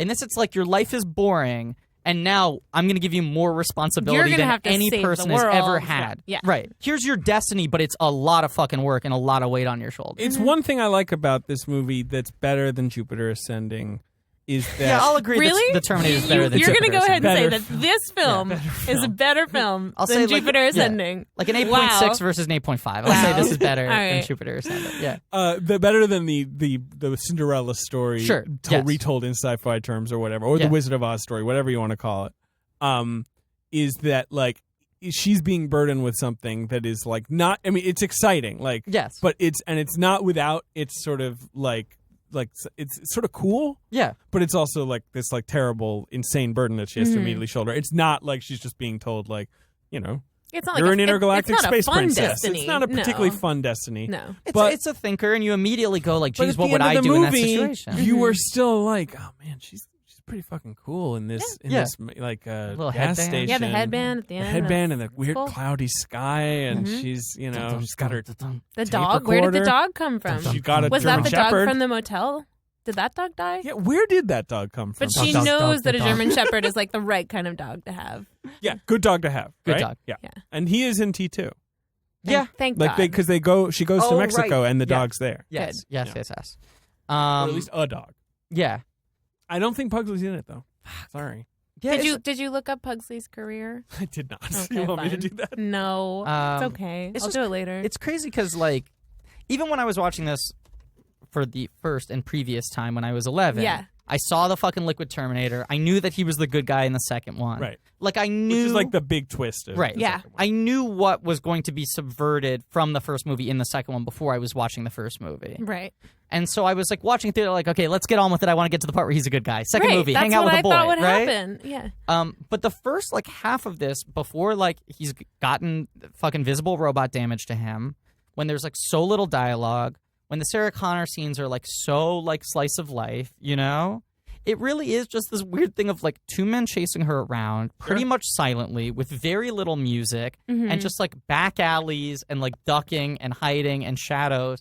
And it's like this very ominous, very creepy movie. Yeah. Where it's just like this lingering thread, and it just, before he has to ever show what he's capable of, Schwarzenegger does such a fucking good job of just, because I think this is his range, There's a lot about Pugsley on the internet, guys. Sorry. amazing, of just Go on. seeming so unstoppable. Yeah. Like, it's just like Yeah. he's this completely unwavering force of nature. Right, which makes it hard to watch. At least for me, Yeah. Yeah. it's a very frustrating experience to watch a bad presence, like a villain character who just cannot be influenced in Right. any way, no Right. matter what they do. And cannot be stopped. I mean, like, in any way, physically, psychologically. Yeah. Yeah, but you know, it's frustrating, but it's also, you have to imagine, like, at this time when no one had done that before, when so much of this movie Yeah. is so new, the, like, splash of water this movie must have felt like, to be like, he's just fucking, like, changing all the rules. He's playing fast and loose. I would like to see the sort of sci-fi spectrum that this movie falls on, like where Yeah, what's I was because like wondering about that. you know, E.T. is right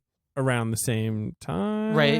Right. E.T.'s 82. E.T.'s I think 82, Tron is the right? same year. And Tron I is- was The curious. I Thing looked is up 82. when the first Alien came out, and that was like 5 years 78, earlier. yeah. Yeah, Alien is 78, 79, 79, yeah. and Aliens is 86. The Thing, which is another like great mix of sci-fi and horror tropes, Yeah. is 82. Mm-hmm. Yeah. And maybe that's John Carpenter. I mean, that must have been an influence. And this comes out only a year after Return of the Jedi. I mean, that's the dominant sci-fi thing, is like Right. Star Wars, you know? And the idea of like, you know, I mean, this sort of immersive world building versus something like the Terminator, which is like intercepting with our world. Well, and Terminator, it like gives you little windows into a world that looks kind of like Star Wars. I mean, Yeah. like a really shitty, sad version of it, where like the robots have won, I guess. But like, Yes. but there's like a rebel force, and they're hiding Yeah, out, and they're yeah. trying to bring down these big crawler machines or whatever. And like, they're it's, pretty cool. yeah, they're scary. Yeah, I they're don't know. scary. Yeah, so it did not resonate with that. So I'm gonna read you guys the entire Pugsley entry on the Terminator Terminator wiki. God, oh my God. Pugsley was Sarah Connor's pet iguana. He frequently That's foreboding. He frequently escaped from his cage and appeared to give Ginger Ventura the creeps. It is unknown what happened to him after Sarah went into hiding. Appearances: The Terminator. That's it. That's all you got. There's a lot of complaints on the internet that Pugsley was not in Terminator Genesis. Yeah. that He that should've actually been. is a really big problem. Yeah, which is Yeah. a really sucky thing. I already wasn't going to watch it, but I'm especially not going to watch it because of exactly. Yeah. It's a cool movie. Cost $6 million to make. The special effects are kind of crazy. Yeah.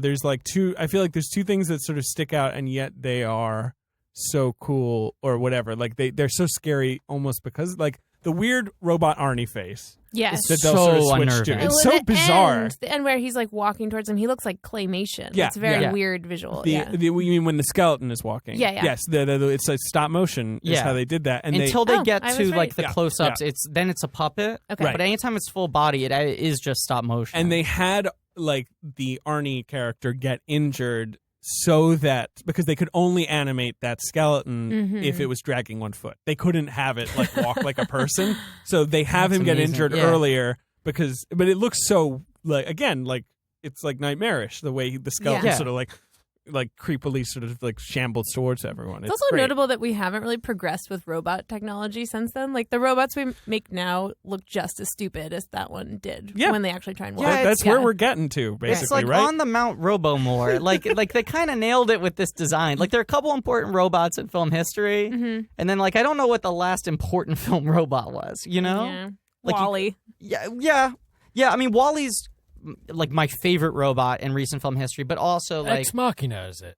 Oh, Ex that's a good Machina is one. probably the best robot design of the last. Like, That's a pretty 15 cool years. robot because Yeah. it's different. It's like weird little like Right. Yeah, like gel pods and then Right. like sort of car yeah. chassis. And it's I don't also know. it's a like tackling the uncanny valley thing. It's having those two things exist simultaneously. Whereas Terminator, it's like the metal skeleton or he's got the flesh on it. Right. And when it's just the pieces, it's like a weird sort of thing. But like Ex Machina, the beautiful thing is that like it's whirring behind a human face. Like you see the inner gears. yeah. Wall-E's love Ex also like Machina. sort of just an appliance. Yeah, which he's is like not what even I love a about robot. him. Right. He's But not that's the supposed to be human. Yeah, he's like a Right. kitchen thing. Oh, But I do love think it's Wall-E. like he's the best. Wall-E. He's like Wally's like actually probably one of my like 4 or 5 best friends. But I love Eve in that movie Oh, too. 'cause that's a she's great so robot. hot. Yes. Yeah, she's a hot robot. Yeah, she's a hottie. and It's she's true. mostly hot because her eyes Mhm. go from the one shape to the other shape, Yeah. and that's all the personality like you need in a That's all she person. needs. It's amazing. She's very yes. sleek. She's She's very sleek. It's very minimalist. Yes. It also is. She's It's like sort of an hovering. Apple spoof. Yes, like she's got hovering. 4 pieces. It's like her head, Yeah. her body, and the 2 arms, and they're connected just through like magnets or whatever. Like Sure. they Right, we don't float. think about it. Yeah. Yeah. God, robots are fucking great. Robots are good. I like robots. and Robots that's are like my robots. favorite thing. Yeah. Robots. Yeah, but like this, they just nailed it. Like this is the best robot design of its kind. Mm-hmm. And with every Terminator sequel, they've tried to like, not the camera ones, because I think what they do with the T-1000 is really smart. But in Terminators 3 through 5, they have tried to, and even the Sarah Connor Chronicles, Yes. they've tried to like update or modify the Yep. basic endoskeleton, and it always Right. gets worse. No, yeah. Right. They nailed it here. And Yeah. they've gone in both directions. Like they've tried to get more advanced and it gets worse. And then they've tried to make it like the more primitive version and it Right. gets worse. Like neither one is as interesting as this, which is so primal. Mm-hmm. And it is, once again, it's this uncanny valley thing where it like looks so much like a machine and it also has all the basic tenets of like Right. a It human is definitely skeleton. skeletal. Yeah. Right. But God, it's so fucking good. I forgot because Terminator 2 opens much like Terminator 1 does with the like prologue where you see the future war stuff before we go to present day. Mm-hmm. And like the first thing you see in that is a series of the endoskeletons walking, stomping on Yeah. skulls. Stomping on skulls. Right. They It's love great. the skull stomping. Yes. Yeah. Look, I just love the idea like that where in the- where would all they get all those skulls? somehow they've killed us all. Wally and piles we're them all, up. We're Wally all puts gone. them all but in they a- were like, yeah. you know what? Keep the skulls. Skulls, Yeah. that's Yeah. great. We'll make We all like the streets those. out of skull. They're Yeah. great fertilizer. And Wally scurries around. He goes, It was "Ugh." a nuclear fallout, and a lot of humans died in the But nuclear why their would, fallout. torsos? why would Where they are just their be bones? lying around there waiting to like decompose? It's just So a the pile of skulls. robots piled them up for effectiveness to scare the rest of the remaining humans. Is there a All femur right. pile somewhere? Do they There ever is step a on femur them? pile? Okay. Of course. So you mean they like it's like a recycling plant? Oh, the like spine they're- yards over Yeah, there. they're Yeah, sectioning it Spaniards all down out. to the right, half Take a it down the mile. road, Bill. Wouldn't it be great if the Terminator was called Bill? Oh, yeah. Wait, he doesn't have a name, does he? The No, Terminator? he's the Terminator. Yeah. I'll be Bill. yeah. Oh dear. Hey. Hey. Half a Hey, comedy guys. point. Hey. Guys, Yeah. this future world, Yeah. it reminded me a lot of like the like kind of German expressionism films. You mean like a cabinet Oh, of God. Dr. Caligari over Yeah. here? That was like the one smart thing I thought I could say. That's really smart. That's Thank good. you so much. Well, there's definitely an element of like his budget he was so restrained by his Small budget, very small. that he has to It's like the only small budget movie ever made, unless you're talking Piranha counting 2 this Piranha. one. Yeah. But he had to use so much suggestion to make the world feel bigger than it is. So Right. a lot of it's in like angles and lighting. Yeah, there's which like 2 shots. In You're that correct future about world, Ben. right? Yeah, because he like has to like hit it from certain ways to infer that there is a lot more of what you're seeing happening outside of it. Like he goes closer in on the future war sequences than the rest of the movie, which are more wide shots. Yeah. Because it's like he can afford to have like Michael Bihn's head, a pile of skulls, Sure. and then like one robot thing. And a dog. And some lasers. Yeah. And then lasers, Some and lasers. smoke. Yeah, it Some looks good like a laser lasers. tag arena. Love Yeah. those lasers. It does look. I feel like all laser tag arenas like took their aesthetic from the Terminator. Yeah. Because it's all like shredded clothes and like, well, there's a lot more day glow in laser tag. Yeah. So I take my comment back. But Tech Noir looks pretty laser tag. Tech noir. I love it. I What like a if good that club existed now in New York, I would be It'd be there a hit. every night. It'd be a It huge would be hit. a huge hit. They have that yeah. fucking Fight Club themed bar here, and they just opened that Tim Burton bar. Why isn't someone opening Tech Someone Noir? needs to open Tech Noir. Maybe this is our I destiny. do love it Yeah. when she says I'm at Tech Noir and Paul Winfield's like, oh yeah, I know that. Hey, Tech Noir, yeah, sure, I go every Tuesday. Yeah. Yeah, Taco Tuesdays. I love them at Tech Noir. Oh, they got great trivia. You talk about the tech trivia? It's such a lean movie. We've actually covered every major plot beat because Yeah. there's Yeah. only 4. Yeah. Like, I mean, Yeah. like it is such a lean, and And it's a not lot even, of it's silent chasing. Yeah. And that's the thing. It's really a chase movie, you know? The thing I was going to say about the skeleton is I forgot that you don't see it until the end of the movie. I forgot that they didn't foreshadow it Sure. in the future war sequences, and they keep that totally off base. So the idea that, like, you don't know what's fucking under there. Mm-hmm. The first time when you see, like, his burning body, Yeah. and then you see the skull, like, in silhouette underneath, yeah. but you think he's done for. Yeah, that's and then cool. starts to get Where up. he looks almost like a shop mannequin, basically. Yeah. Like, Yeah. A lot of this podcast is an exercise in us, like, playing dumb and pretending Yeah, that this is the yeah. Well, Trying to but watch Rachel, these you movies, were yeah. pretty You new kinda- to it, yeah. right? Like Totally new. Did you know I what went in he was? as an idiot. But you'd I mean, seen I knew, the okay, skeleton in pop I knew, culture, sort of like I knew he yeah. was a robot. Right. Did Like, you know he was going to look like that skeleton? Though? I don't think I had that exact image. That's yeah, awesome. that is pretty cool. That's awesome. Because Yeah. I feel like I had already seen like toys and shit before I watched. Sure. Either I don't of the know. movies. It Like, I became knew- an yeah. image. It's not like the most iconic. The most iconic I image think is the one I'd seen is like Schwarzenegger. right after he takes out his eye. Yeah. Yeah. The red eye. Yes, Right. the red Like, eye is That's what I know. That's what Yeah. I think of Yeah. for Terminator. absolutely that is the main Terminator I thing. just want to get back to this. I know I already said this, but like once again, speaking to these ephemeral things that make movies great that you can't control, the fact that the robot Arnold head is so bad works in the movie's I know favor. it's true. It wouldn't work in 99% of movies. Like they'll cut between real him from one angle and then robot him from a different angle, and they don't match at all. Yeah. But the robot him like does its job because it makes him a creepy robot, man. Yeah. Like it sells that he's a creepy robot. yeah, it does. Yeah. Ugh, it's so cool. I just imagine watching this for the first time, like knowing nothing and being like, why is he putting a knife into his eye?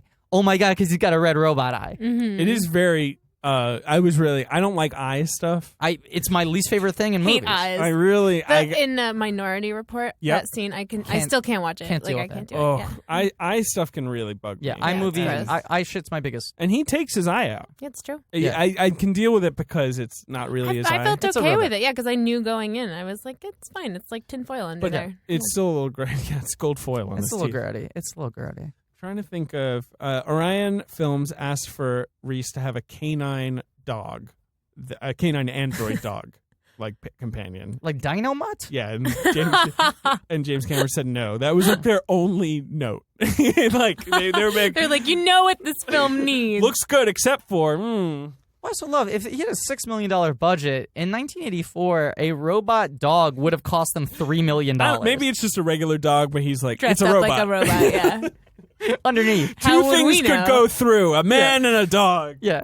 I'm trying to find some like fun things about this movie. Instead of a dog, they should have done a lizard. Yeah, thank you. Yeah, Cyborg Pugsley lizard. too. Yeah. That would be like a good if they ever want to make a Terminator sequel.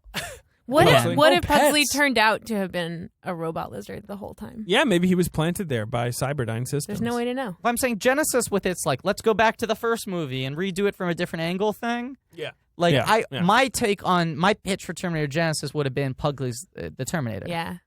before Kyle or the Terminator get there, the lizard just starts like very meticulously, slowly killing her. It's like when she isn't looking. It's like an 80 to 90 year process. Yeah, Pugsley His droppings are like little noxious gas capsules, right? Yeah. Yeah, that's why he keeps escaping. He's like trying to launch phase 2. He pees in her water.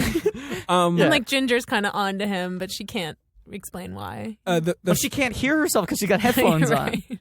Poor Ginger. Poor Ginger. I like that they give Ginger a moment where she's like, "It's Ginger," and they're like, "Yeah, Ginger didn't make it. Sorry, buddy." Yeah. Iguana. I do love. Can I just say something? The film was shot in Los Angeles. That's a little tidbit for you guys. All right, Not believe it. Not to get back to the sex thing because I know it's Go back to the sex thing. But I do like that because it's a weird thing I've never seen ever. What?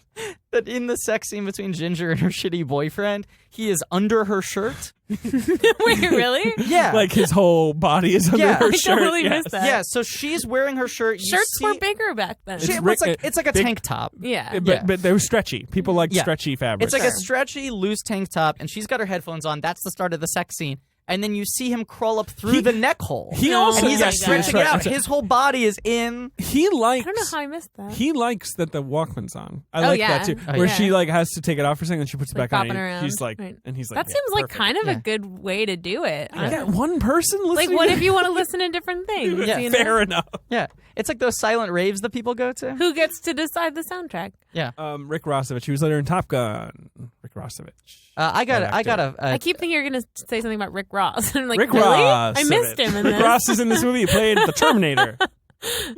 Um, He is Slider in Top Gun. Okay. I have a good trivia fact here. Sure. Let me just. I mean, real trivia fact is Linda Hamilton sprained her ankle. Yeah, right. Before filming even started, so they had to like move all the scenes of her running to the end of shooting. That's a lot of scenes. It's a lot of running. Yeah, Yeah. a lot of running she does. that covers a lot of territory. Like you would want to structure that filming around location. Yeah, I think she was in pain the whole time. I think so basically. too, which works for the movie. Yeah. I'm not happy she was in pain, but you know, sometimes. Hey, artist suffering. Yeah, go Yeah.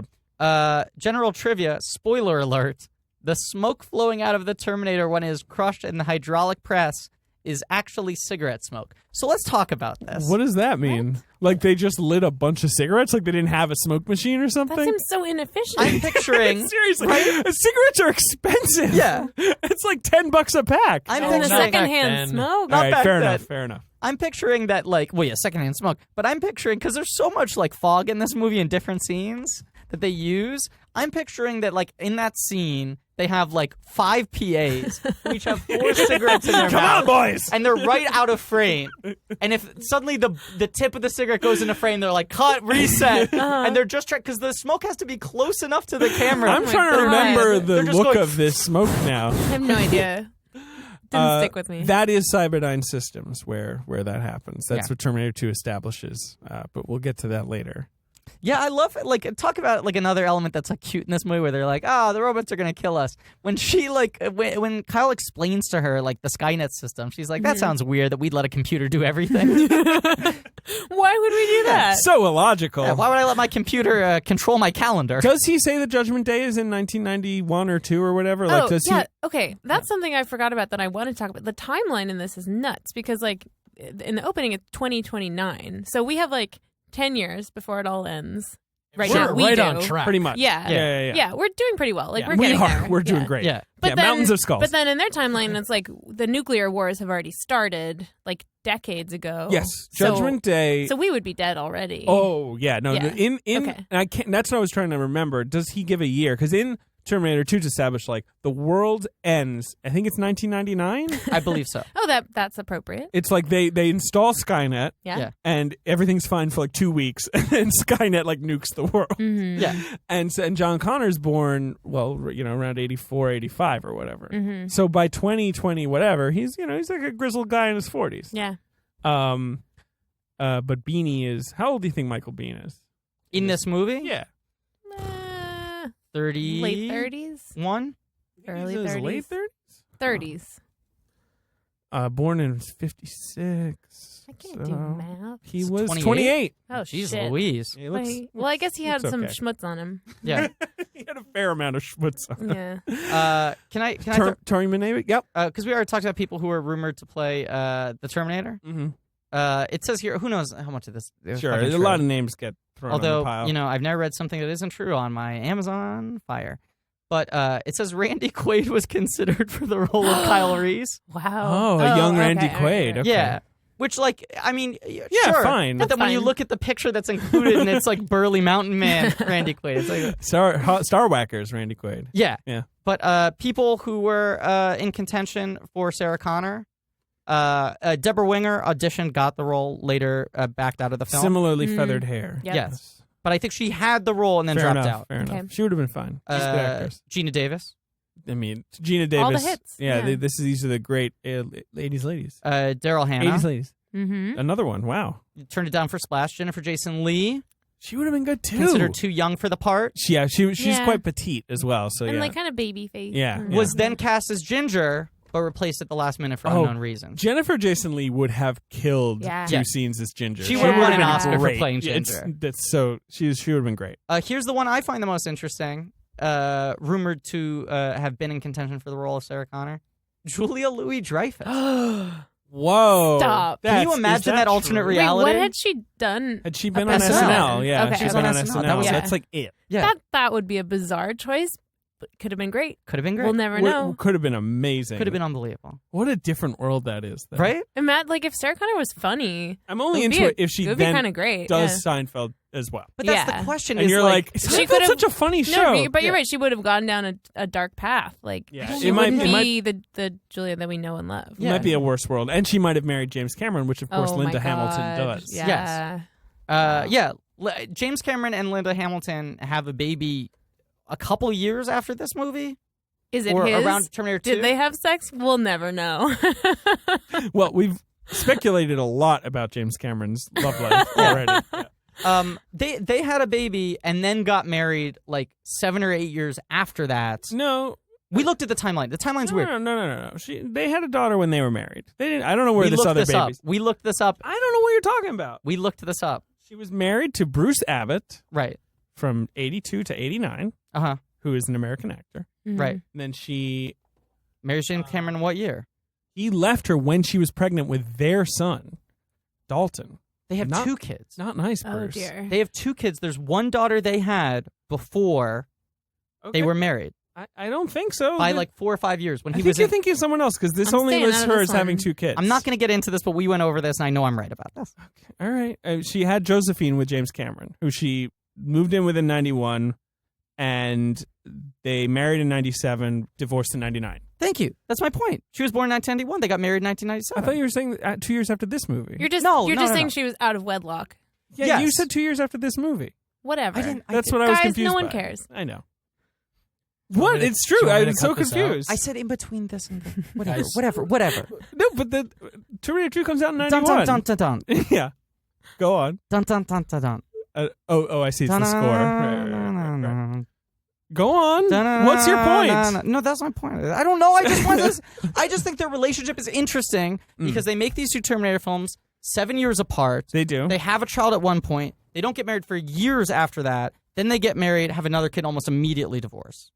Yeah. But I don't know. I'd like to know more too because he marries Catherine Bigelow Correct. after marrying Gale Ann Hurd, who he made this Right. movie with. Then he divorces Catherine Bigelow. Mm-hmm. Then Linda Hamilton gets her dusty heart broken by Bruce Abbott, whoever this is, I don't know. while she's pregnant. Uh-huh. She moves in with Jim Cameron. It's crazy. It's like a crazy soap opera. And then she's his muse. Right, and she's the one with him at the Oscars when he wins for Titanic. Yes. Despite the fact that he met his next wife working on Titanic. Yeah, he's There's this He's weird- just he knows how to line him up. He doesn't want any downtime in between. He has no spaces. Yeah, he, like, this is an efficient man, He- as we said, yes. goal oriented. Right. The thing is, I've seen Susie Amos, who is his current wife, and he's been married to her for 16 years now. Yeah. Say like. I think you were talking about it, like, he likes to go down to the bottom of the earth I in wish his he'd be submarine. happy. If you know what I mean. Where she- Yeah. Talk about efficient. and she's like, I'd rather he didn't go to the bottom of the earth in his submarine. I like hanging out with him. Yeah, I'd rather he liked But- spending time with me. But I get that he's got to go to the bottom of the earth. Like, Yeah. that's James Cameron. It's going to make him like, I guess, not be crazy. Mm-hmm. And maybe it just took Susie Amos to be the person to realize, like, you know what? Like, He's that's got to fine. he's got to just go in his submarine. Jimmy's Like, got to do what Jimmy's got to do. Some guys, it's like, like they got to go take a walk. I don't know. He's got to, I don't know. Yeah. But they seem to have made it work after the last 4 did not. Yeah. Yeah. What a guy. What a guy. James Cameron. Arnold Schwarzenegger. I'm just saying, We'll be talking about him a lot I more. want to as know this the podcast story goes on. of poor, dumped Linda Hamilton, like pregnant and dumped by her husband, moving in with James Cameron. I'm interested in the whole And then thing. he's like, you're going to have this baby, then you're going to get super buff, and we're making Terminator 2. And you're going to be like the crazy buff action star of Terminator I'm 2. excited to watch it Dude, now. it's so I good. feel like it was good to like watch them in the right order. You know, It's totally good to watch them in the right order. If you watch them in the wrong order, it almost, like her performance in 1, which is fine, almost seems a little pathetic. Would feel because you're kinda like, lame, oh, yeah. why isn't she as cool as she is in Terminator 2? Yeah. Yeah. The shock of it the other way is Yeah. so good. Wait till you see Terminator. That's the other thing that sucks about the sequels. Past 2 is that she's not in them. Yeah, that's my biggest problem with the other one. Yeah. I mean, it just doesn't work. Yeah. What? You still mad about the kids? No, I'm Yeah, fine. you're I just steamed. it's a riddle. I'd love to figure it out. Yeah, you're pissed off. So, Guys, usually I get mad at Griffin. Griffin's real mad at can we me. do the box office?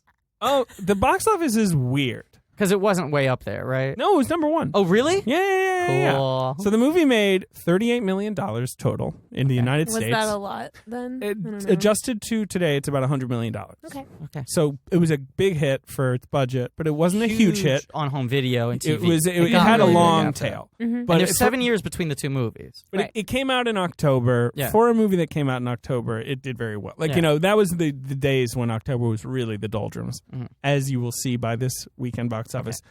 I'm not going to ask you to guess. What was the opening weekend number for Terminator? $4 million. Wow. A big 4. Those were the days. The top 2 movies both made $4 million. It's like, Okay. the opening weekend was not it's a like thing. cute now. It's Yeah. adorable. Okay, give me a hint for number 2. It's an anthology film that cuts together lots of different horror movies. I had never heard of this. What? Oh, I know exactly. Oh, fuck. I know what movie you're talking about. Okay, I've never heard of it. Ugh. It's literally. It's got a real lame title. It's literally a compilation of It's horror a movies. compilation of It's like other That's horror Entertainment movies. with horror movies. basically. Uh, And we're talking like 30s Dracula and Friday the 13th. Like it's like all horror movies. It's not There's called no, Coming At You, right? No. It's something. It's got some. I know the fucking movie you're talking Here it about. comes. It's called Terror in the Isles. Yes, yes, Ah. yes. I So- didn't know that was like a kind of movie you were allowed to make and I release don't in think theaters. you were allowed to make it anymore, but in Okay. a pre-TV, TV Yeah. exists, but like video, Sure. pre-internet era, hey, why not? There was Hey, a I remember. market for montage. yeah, why? There was the That's the whole Entertainment. montage series. The That's Entertainment trilogy was. There were 3 of them. It was like three the movies. now that's what I call music of Yeah. movies. No, seriously. It really seriously. was. It was that, but with musical numbers from other movie musicals. Oh it was my like, let's God. just pick the best musical number from each one. And they made 3 of those. They were basically YouTube supercuts Yeah. that Yeah. were released in theaters Yeah. and made tons of money. They also kind of did that with Looney Tunes, where like they would make theatrical movies Sure. where there was like some loose narrative of like Bugs Bunny sits on his patio and remembers his best adventures, and there's like 30 seconds it's of like a Bugs clip Bunny show. talking, A and then framing you get device. all the best. Sure. Yeah. Yeah. So that was like a theatrically released movie. To me, this also suggests that Terror in the Isle, like that it was a real horror movie moment in Yeah. the mid Yeah. 80s. Yeah. There, and that's so the Terminator's capitalizing on that. Number And 3, it sort of transitions it into a different sphere. number 3 is I would say Brian De Palma's creepiest movie, and I mean creepy in the like what a pervert Brian De Palma is. Dress to Kill? No, that's actually the creepiest. Fuck, it's his second creepiest movie. Body Double? Yeah. Okay. I think it might be his creepiest. Those two are neck and neck for me. It's the one with the relax sequence. Yeah. They frankly say relax sequence. Yeah. Number 4 is the second movie Sally Field won an Oscar for. Places in the Heart? Yes. All of these movies made about $2 million. And the box office is so quaint. Yeah. Yeah. The 5th movie is a movie produced by by Jerry Bruckheimer and Don Simpson that I have never heard of, starring Stephen Bauer. You'll never guess Yeah, it. I'll never guess that. Thief of Hearts. That's a good title, though. It is a pretty good title. I want to see that. It won the Razzie for Worst Musical Score. Oh, never mind. I don't want to see it. Yeah. So that what an underwhelming box office, right? Yeah. Like, Yeah. I mean, you've got Teachers is in there, which Oh, is yeah. an Arthur Hiller movie with Nick Nolte. Good poster. Now Teachers, you have to. Apple with a like a dynamite wick. Yeah. Ghostbusters is still hanging around. Oh, the good old Ghostbusters. In its 21st week. Oh, the boys in beige. Amadeus is in there. Yeah, it's no Ghostbusters. You know. Wait, Amadeus was the same time? Mm-hmm. 84. Nuts. And I believe Amadeus wins Best Picture that Yeah, very it does. year. Yes. Yeah. But Wow. they're both at the bottom end of the box office, but they're And in then there. next year, I'm born. Oh. And then the year after that, I'm born. Oh. And then a couple more years, I'm born. And yeah, same. How many weeks had Ghostbusters been released at that point? 21. I mean, that Maybe- was the date. I you missed know? that. You couldn't. Yeah. You want to see Ghostbusters again? Don't worry, it's still in theaters. It's not Right. going anywhere. There's like only- people want to see it. There's only one guy who can do that today, and it's James Cameron. Pretty much. That is Avatar and true. Titanic are the only two movies that have like, and That maybe, last, like, yeah. Big Fat Greek Wedding was this weird anomalous thing because it took so long to like pop. But those are like movies that were in theaters like forever, and were like just still playing. And this movie kind of had that. You know, it definitely lasted well into like January. You know, it. Yeah. You know, and did well overseas.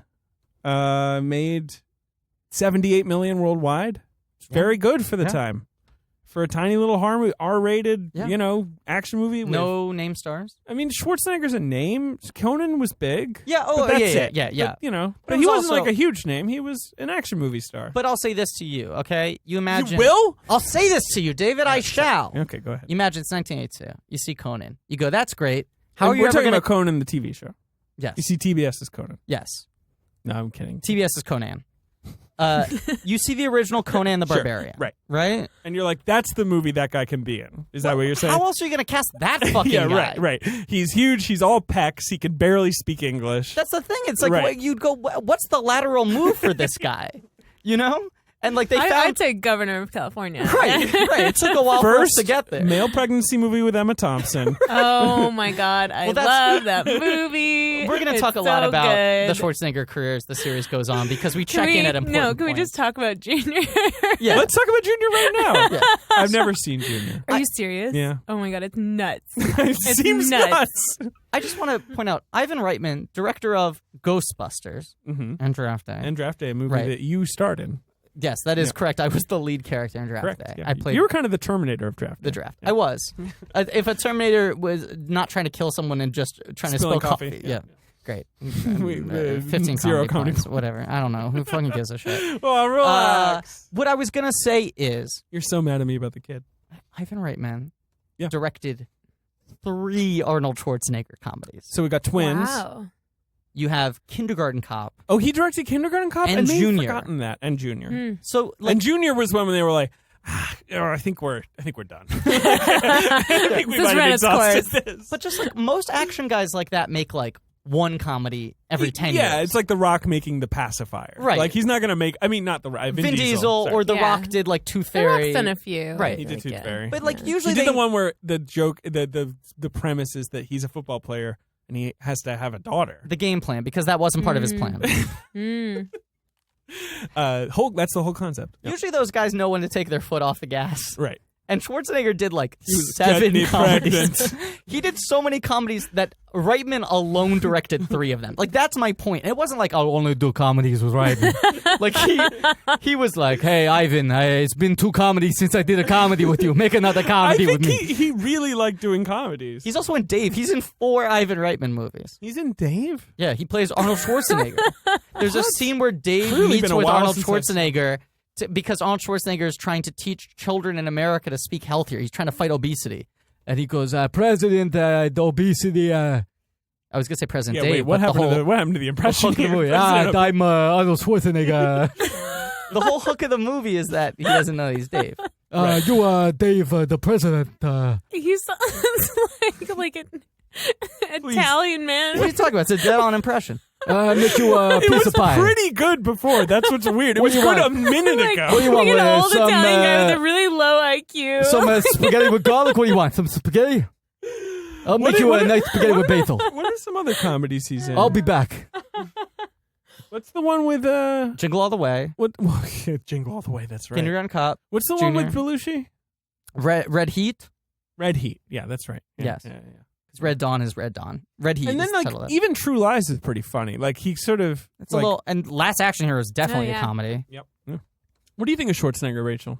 I don't know. I mean, I don't Not know. a big Schwarzenegger. I don't know. I've seen a few of his films. What have you seen? Well, you've seen Junior. Yeah. You saw the shit out of Junior. Honestly, that's like the only one I really retained. That Not might be Kindergarten my Cop. No, Because I feel like Kindergarten Cop was big for I our think Junior age. might be my main Schwarzenegger impression, which is nuts. But like, yeah, I don't know. I'm pregnant with a baby. It's great. It's a great movie. Is it? Yes, I need you to watch it. Does he have the baby? I think so. I can't remember. Well, I'll watch it with It you. involves We can Danny have DeVito. I'll watch Yeah. a It's Junior. like- I'll have a. Does he give birth to Danny DeVito? No. Yeah, he has the baby. He has the baby. I think he has the baby. He has the baby. I'll have a Junior viewing party with Rachel Great. and Griffin if you want to I attend. can't wait. We could do a Reitman someday. I don't know. I feel like no We could do offense a to Ivan Schwarzenegger Reitman, but we'll be series scraping the someday. barrel. I don't know.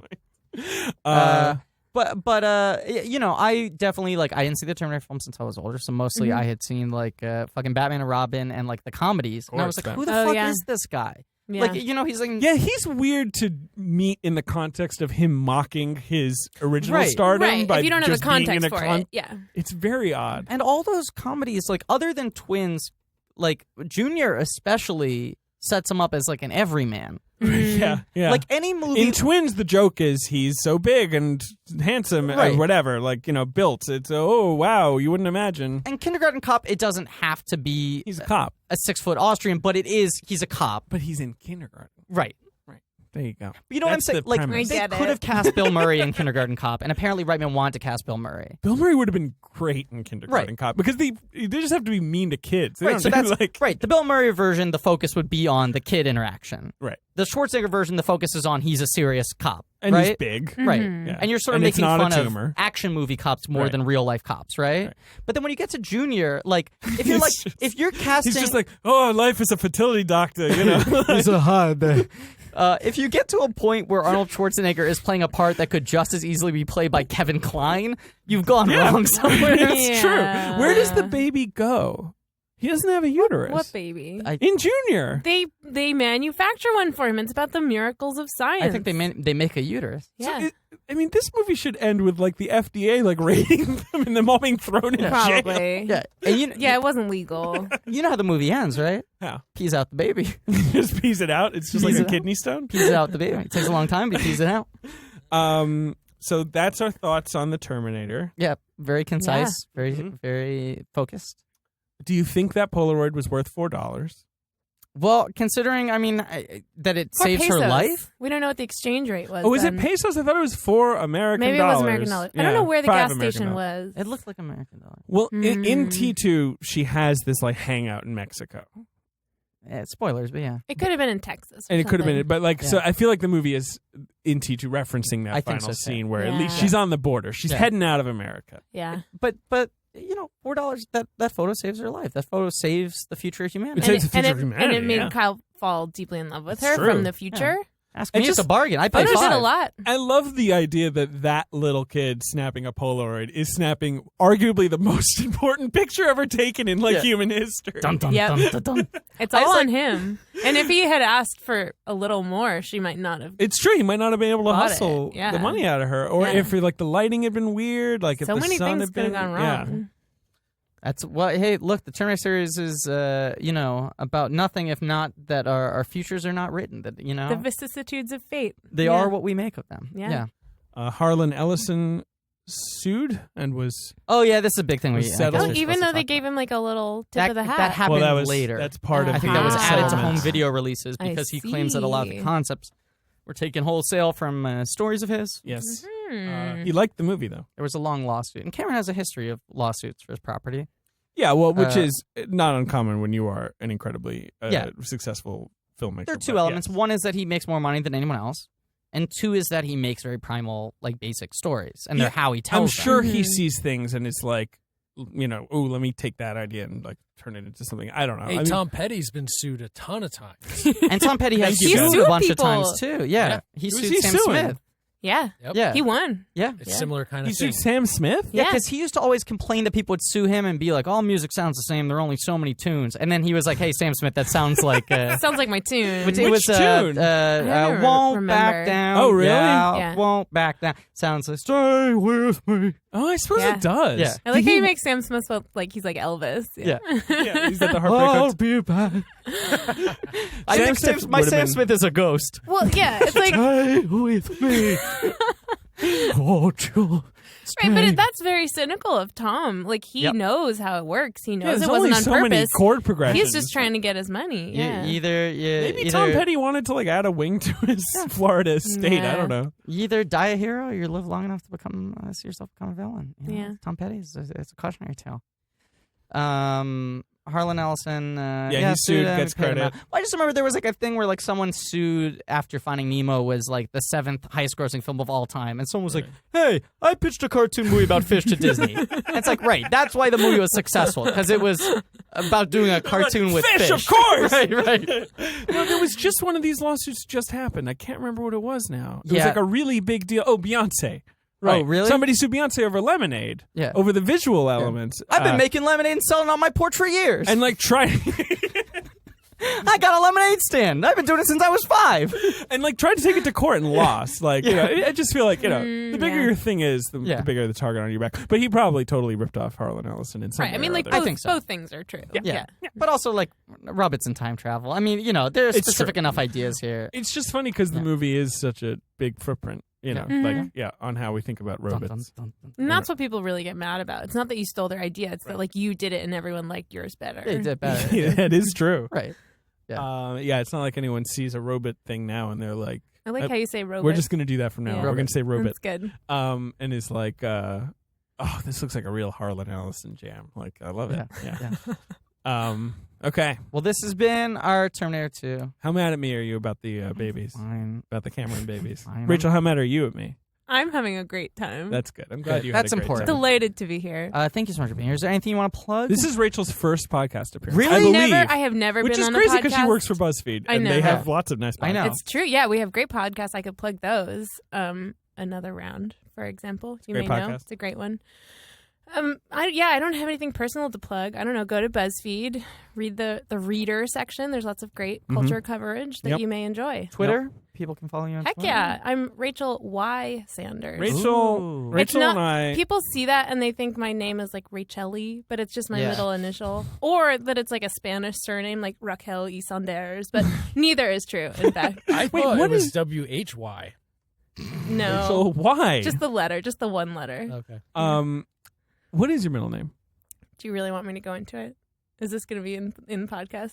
I can do it. Well, okay. now That's the thing. Before I was like, oh, she's going to say Yvette or something, and now No. I'm like, wait a no, second. it just sounds stupid. No, My- but see, Rachel, you're a good storyteller because if you had said it's a long story, I wouldn't have pressed. Right, But by you right. saying, Yeah. do you really want to get into it? I'm It's like, like, well, now Jesus, you're yeah, what negging is us. this, Well, Wuthering it's not- Heights? it's not like a deep, dark secret. It's just slightly unusual. My middle name is Yarnall. Okay. Yarnall. Okay. It's my mother's maiden name. It's a maiden name. So sure. in fact, both my brother and some of my cousins have the same middle name I do. There's a lot of little Yarnalls running around. It's a nice word. I think it's Yarnall. fine. Yarnall. The problem was that, like in elementary school, if you said that out loud, kids would be like, Sounds like urinal. urinal. Yeah. Yeah. So Fuck. I sort of learned You to can't- like be ashamed of it. But then, and now... did you get like a bump when Hey Arnold came out? That must have helped you a little bit, right? No. Hey Arnold. No, I didn't like watch normal TV shows. I didn't watch. You watched The Simpsons? I didn't have cable. You watched Yeah, The you watched Simpsons? The I watched The Simpsons. But yeah, that was the Hey one. Arnold was a cable jam. Yeah. That is true. That's That is cable show. true. Yeah, and then so you couldn't watch the more cynical shows like Uh, Rocko's Modern Life or Ren and Stimpy or Yeah, Rugrats. Exactly. right. Rugrats is so uncynical. I know. It assumes that children are smarter than they are. It's almost hopeful. like whatever it was, like 8th or 9th birthday, I cash in my chip and I go like, Mom, let me watch one episode of Rugrats. Sure. And she watches it with me and she's like, oh, this is a show about talking babies? Talking I've been telling you this for years. Why do you think all these other kids watch it? Did you ever watch Rugrats, Rachel?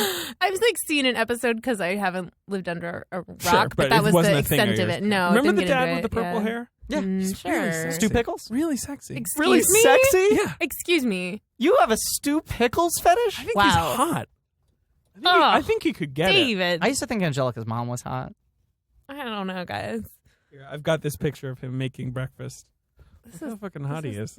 No. I think you think he's hot because he looks like you. Oh. He's got stubble and he you're looks onto tired. something there. And he's sort of He's world like kind of weary. washed out. That's what I look like. He's got a lot of thoughts in his head, but he This can't. is this is a cartoon where and maybe that's the thing because we were talking about people being too hot these days. Like this is a weird little couple. Like both him and what's the mother's name? Dee Dee. Yes, Pickles, she looks crazy too. She's got like a triangle hair and like I don't know. Like I love how crazy everyone looks in 90s cartoons. And then her parents are like Eastern European. Yep. Yeah. Well, that's the other thing. Those 90s Nicktoons are real Jewish. Yeah. Because Hey Arnold has a lot of Jews too. Yeah. It's a golden age. They all of, should. Your Arnold Schwarzenegger impression is like a Hey Arnold character. Hey, it's like a Arnold Can you character. do it again? Arnold, call it the football head. I like how this is devolving. I think by the end of this miniseries, I'm going to have an amazing original character that started out as Arnold Schwarzenegger. It'll be great. You'll spin it off, and you'll never see Blank Check again. You're just going to leave me in the dust with a hot new original character. It'll be called Hey Yarnol. With Yarnol. You're welcome. Can I use Yarnol? Can I call him Yarnol? Yeah, you can license it. I'll sue you later, though. Yarnol's going to be a bit. Like in the last episode, or 3 episodes ago now, because we're all out of whack. We had the bucket. Yes. So Yarnol is something now. That's a thing now. Yarnol... Oh, do you have a burger report? I'm so proud. What does that mean? Yeah, Rachel hasn't listened to enough of the episodes. We have burgers. Have you seen a famous person eat a burger? Jesus, I really struggled with the burger report. No. You've never seen a famous person eating a burger? Like at a restaurant that I was at? No, just in any context. Eating a burger. Like in a movie? No. It had to be in person. Had to be in real life. IRL. I really don't think so. I don't think we're ever going to top sorry. your burger report. The last one? Yeah, that was I nailed it. That was so good. I wrote 1/5 of a song. It was great. He saw Lin-Manuel Miranda eating a burger. And I rapped about it a little, good. kind of. Oh, yeah, no. Yeah, and I was really annoyed, but it was dear. great. Okay. In retrospect, it was wonderful. All right. I was like on a plane breaking down the song beat by beat, and I was like, I'm gonna do this. I'm gonna write every single word to fit this burger report. And then I fell asleep on the plane and forgot about it until we were in the studio. And So I was you like, had oh like fuck, how a much napkin size of a rap. Yeah, Yes. I had the first chunk. We're talking about this because we did this ages ago, but this episode aired last week, I believe, for our listeners. I think that episode won't air for another 2 years. All right. Okay. Rachel, it's wonderful to have you on. Thank you. Thank you Being here, so much for all having me. you Thank you on for Twitter. making me watch this movie. Hey, you're welcome. It's great. I feel great. We got to watch T2. Yeah. Can I'm we in. watch it? Yeah. Can we Let's do it. have a T2 viewing party? Because I love watching Absolutely. T2 with the new I'm T2er. so excited. to T2 watch and T2 Junior again. double feature. Yeah. Because I need to watch T2. And then Yeah, for the fine, we'll podcast. watch Yes, Junior. you need to watch it. Can we do a Junior episode? Ben, do you like Junior? Yeah. I think that's where we end our That's podcast. perfect. Next week we'll be back with He aliens. was like smacking his lip. Yeah. Next week we'll be back with aliens. We may or may not have a guest. I don't know. We're we figuring have out a guest. We do? Oh, well, let's yeah. not say it yet. Oh, we won't say it. But Okay. No, we have a guest. She's It's a great, excited. great film. I enjoyed watching it recently. Mhm. Yeah. Awesome. Aliens, man! I'm so excited to watch Aliens. We did Cameron Crowe. It was such a nightmare. This is great. going to be a great miniseries. We got some great guests coming up. We got some great movies coming up. So keep on What is this Drive Time Radio? listening. Please remember to rate, review, and subscribe. Remember, the first 4 callers get a free blank check bucket. Oh God! Remember to download our Tap Tap game. Gems blank, are tap, tap. 90% off for the next 4 days. Yep. And as always, cut.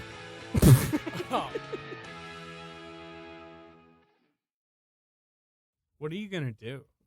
Well, Because I'll be back is not easy. Griffin usually says the lamest line possible to begin the episode. what I was trying to pull up was whatever the cue line is into I'll Be Back. Uh-huh. But I can't fucking find it. And I was Well, trying 'cause to the play cue I line- think it's when he's at the police station. It's just Right. the guy is Right. just like, I can't come in here. I don't know. Like, Right, but I sorry, want to come get the back. wording She's right. filling out a report. Right. So I got What about It's gonna Michael take a Bihn's while. crazy rant where he's like, he's gonna pull her heart out? I got 2 options. Sorry, it just banged the table. I got 2 options I like. And put all this at the end of the episode. One of them requires Okay. an alley-oop. One of them requires you to give me a cue line. One of them is long. I'll let you pick which is the lesser of 2 evils. What do we mean by long? Do the short one. Yeah, do the short one. This has been a UCB comedy production. Check out our other shows on the UCB Comedy Podcast Network.